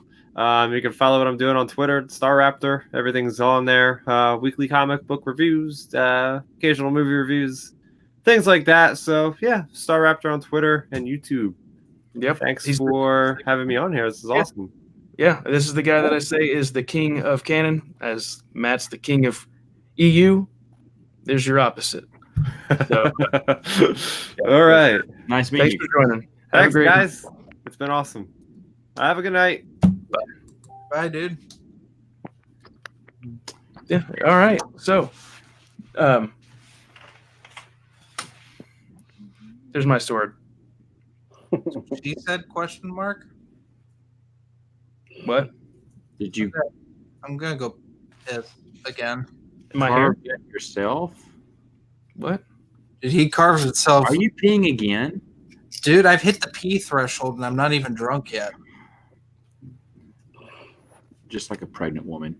Okay, I like your little wooden sword. It's very nice. Did you carve that with your wood? No. Got it at a. It was. Hold on. Here's what happened. Oh, what? Lightning struck a tree, and he carved it out of that tree. No one gets this. Okay. Oh, hold on. I'm Matthew, gonna. be let me back. guess. Renaissance Fair in Norman? Nope. Ah, Have you ever heard of the Muskogee Castle? sounds familiar. Legend has it Oh, at Muskogee Castle. The old, Okie wooden sword. There is a Renaissance fair in May every weekend in Muskogee, Oklahoma. every weekend? Actual like castle village thing. It's a whole thing. That's Closed. It's awesome. You'll have to go there this year. They do a Christmas castle. They do a Halloween thing. It's a really cool thing. People dress up. They go. They've got all sorts of vendors that are there. Tents. It's awesome. Nice. Yeah. Wow. You do like a little march where the king comes out and like he's got all his guard and everything. They got jousting. It's awesome. Man, some friends of mine from the theater department at college, like they got gigs at the Renaissance Fair in Norman, Oklahoma, and I went and they saw me and they put me in the stocks. You do theater, Adam? I did, yeah. Like I still do on occasion, but yeah, I used to be in theater. So. I am doing some theater right now. So Yeah, you said you're in a musical, yeah. I know. Matthew got to see my little picture. I had to go to the recording studio last night, and we had to record background tracks for the chorus to make it sound a little bit stronger because we're going to be doing a lot of dancing.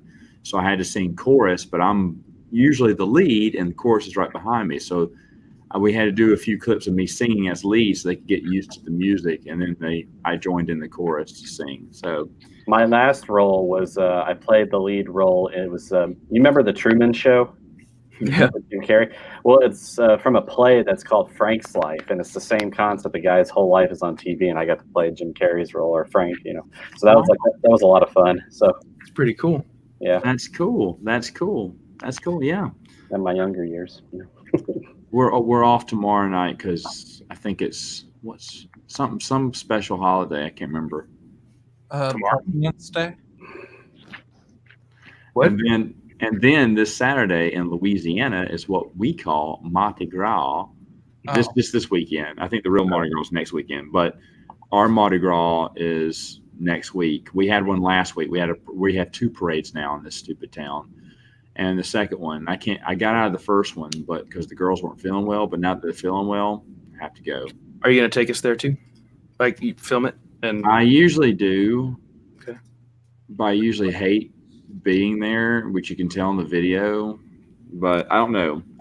Maybe the commentary is great. People are like the commentary is it always ends up great, but I'm always afraid it's going to suck. But it always ends up being great, and I just don't know because I already did it for the Christmas Redneck Parade, which is just all sorts of phenomenal when rednecks are doing a parade. But they should do a Mardi Gras parade. But this parade is I just hate being there. It's cold. It's sometimes wet. People are drunk and they're fighting over plastic friggin' beads. You should film this and like put it on your channel and have us all come in and do like an MST3K. Like you could totally do. Well, I was really proud because last time I got some good shots of people like, and that one dude turned and looked at the camera. If you remember, he was like, banging stuff. Here's a grown man acting like a child for beads, and then he turned and looked at me. And I stared with the camera for a while and then went down. I got some great stuff. I got some girl dancing like an idiot, and just great. I'm like, man, I'll never find good footage like this again. But see, this year I got to hold. Well, I probably don't have to hold twins. We're gonna have We're gonna be around family. They're gonna be holding them. So maybe I can get away with it. But see, I brought beads. I bring beads every year, and I throw them at other people. We just can't get that on film. And then the other, no, last year we couldn't do it because the cops pulled up right next to us. And I just kind of looked at him because I was about to throw some beads, and I just kind of looked at him. I was like, "Oh, hi. I just have some beads here." I was gonna, give them back. So, Matt, yeah, I can't remember.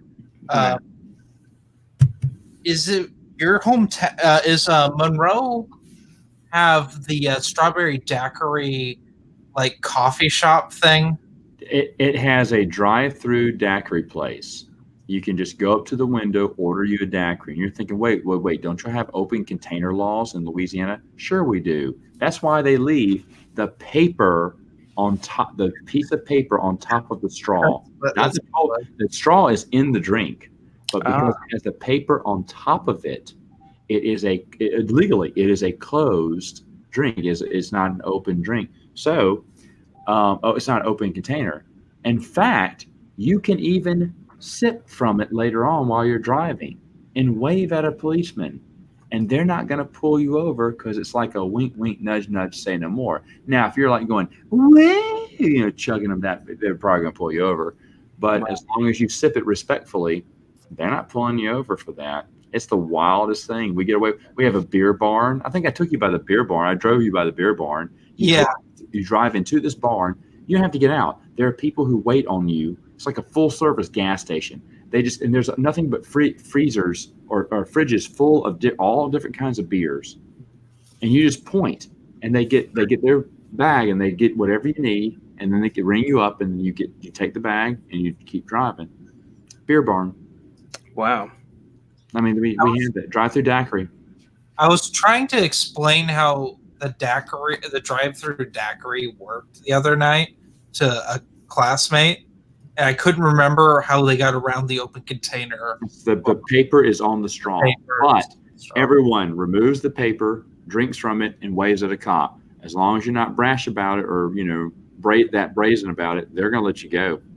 That's just because it's an unmarked. Who says you didn't get it something from Smoothie King and switched it out? Right. Yeah. So I mean, it's just it's a big giant loophole. In fact, for a short time, the drinking age was 18.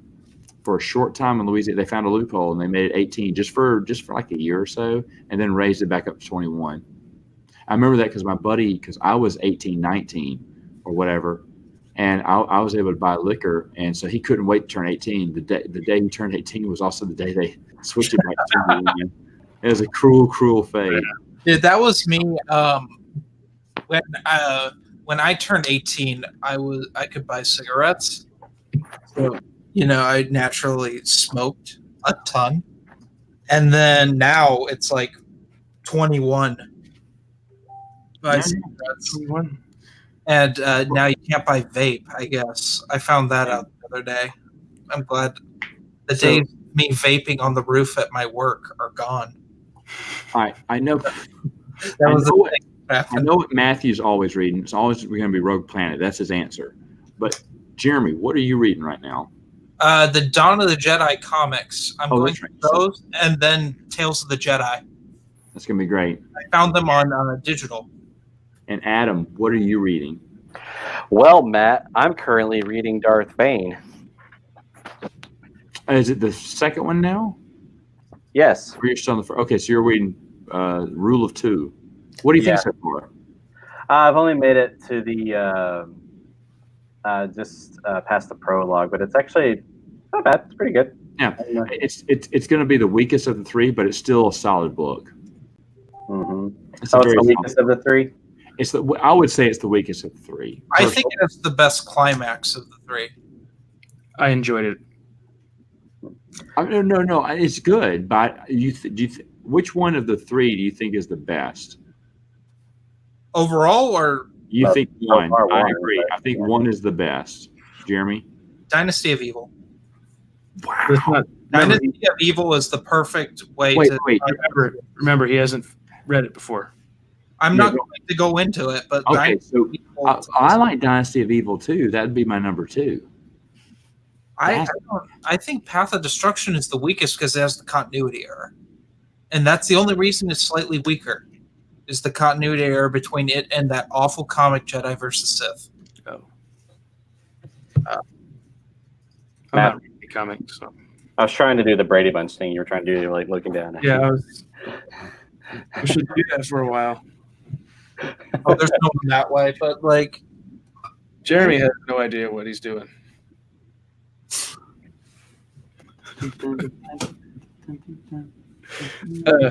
Let's see. Star Wars Reviewed left a comment up here. If it'll come up. Do you guys prefer the long passage of time during space travel in Legends, taking days, or do you like the canon method of being much more fast-paced to get to the destination? Well, my answer is... Yeah. I will have to say expanded universe. I like days rather than minutes. Realistic. Yeah. Which I don't know why. A lot of good downtime you can talk about. A good author can fill in those moments with some great dialogue. Mm-hmm. Yeah. I was actually going to ask you guys something. Going back to that question about time. I heard that there was like this theory that Empire Strikes Back while Luke is on Dagobah, he was actually there for months. Yes. Oh, he was? Okay. 3 months. Oh, really? Because I heard somewhere that like time goes like really slow there. So like while Han and everybody else was escaping the Empire, like 3 months has passed, but it like felt like maybe a few days to him or something. I always assumed that it was that Han and Leia and Chewie were hiding in Cloud City for a while. Oh, maybe okay. not as long as Luke was on Dagobah, but long enough. Hanging on to that Star Destroyer for quite a long time. Yeah. Or they were in the cave for a while. Like, there's various things that they go through while Luke's training. Also, there's it was a Star Wars Adventures comic, if I'm not mistaken, Matt, which talks about Luke's training on Dagobah. Right. I remember something like that. I think they were smooching.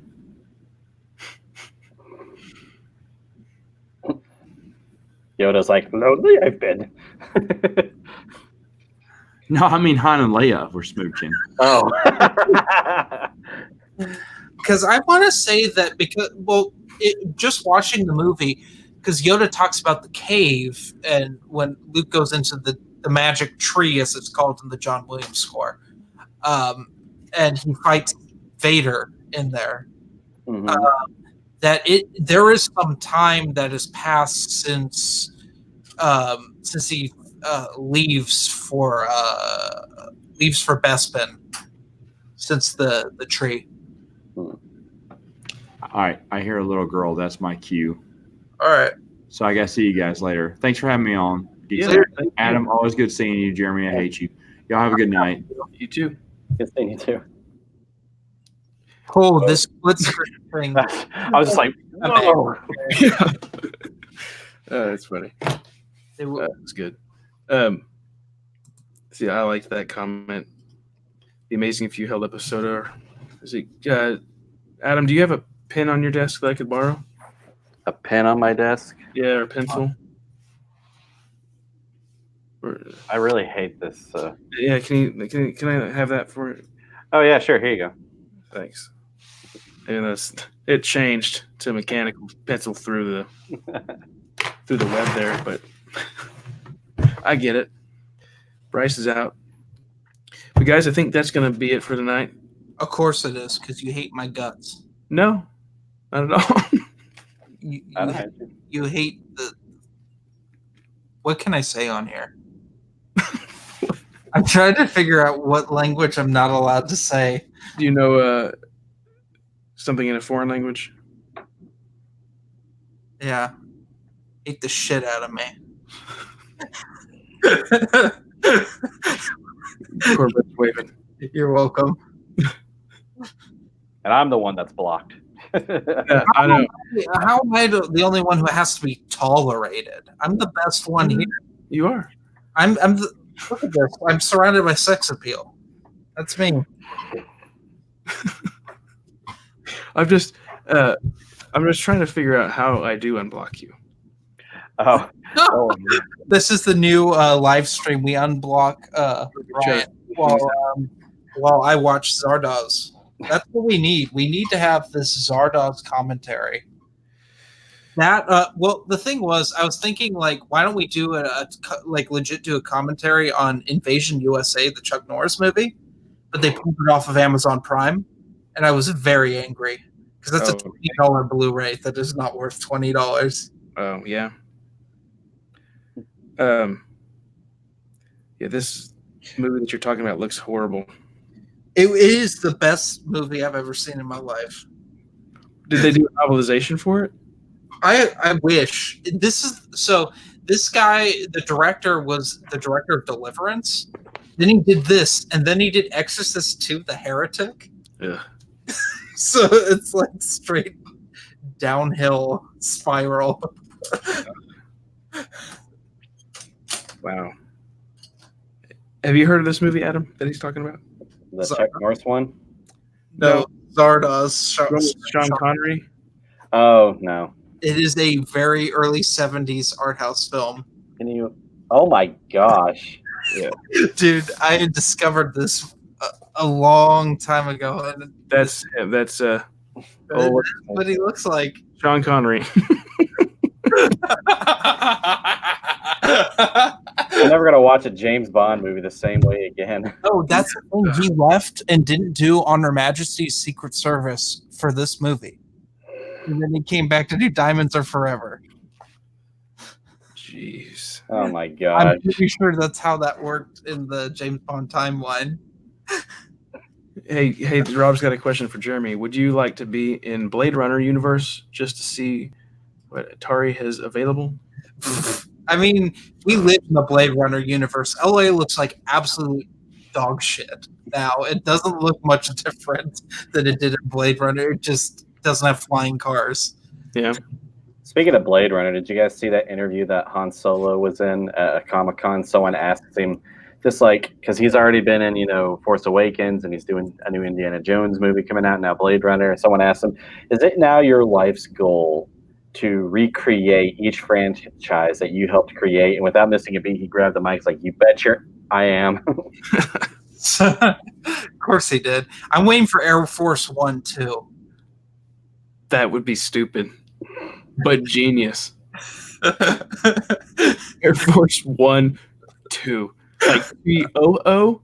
Or are they going to do the TWO? No, they wouldn't number it because we live in a world where they don't number sequels anymore. It'd be like Air Force One again, Correction, or Resurgence, or Revelations.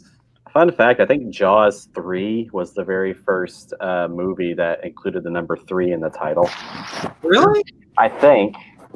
When did that come out before Friday the 13th Part 3? Maybe. It was like early 80s. It was that era when they decided to bring 3D back, and it was terrible. Mm-hmm. It may have been when Jaws, because that movie was terrible with 3D. I mean, it's better than Jaws the Revenge, when the shark roars like a lion when it's getting electrocuted, and then they harpoon it with the ship. I have a novelization to that. I'm actually intrigued to read it. Yeah, I got that one too recently. What was it the fourth one where it's on an island? Yeah, that's the Revenge. Okay. Yeah, where the shark literally follows that whole family from New York all the way to the Bahamas. It's so stupid.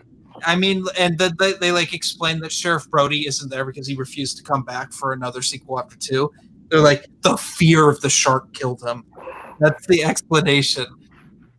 It's so stupid. Rob says The Fugitive returns. Yeah. It was like we got U.S. Marshals. Yeah. Fugitive bail.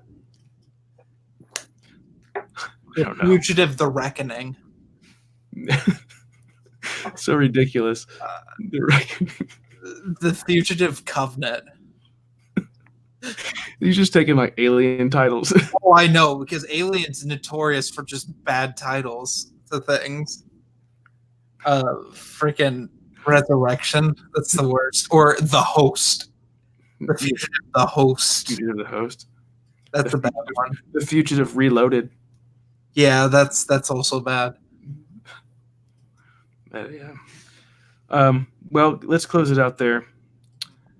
Got the work thing tomorrow. Me too. Yeah. But thanks for joining, you guys. Yeah, thanks for having me again. Adam. Adam, I know you were talking about changing your YouTube channel name. Have you done that yet? Yeah, it's now under Brian's Nerd Pub, and like I said, I'll still be doing the podcasts, and I want to start this new type of series that's like novel versus comic versus like film, like comparing the two and seeing which is better. Oh, that'd be and awesome. Also doing like just other movie book reviews types stuff like that. So. Good, awesome. Jeremy, you had a bunch of reviews that you were working on, right? Yeah, I still am working on them. But I mean, currently I'm going to be featured in The Geeks Brothel, my new adult film. Uh-oh. Great. Check it out. All right. Well, everybody, thanks for joining, and you guys all have a good one. And hitting the end broadcast.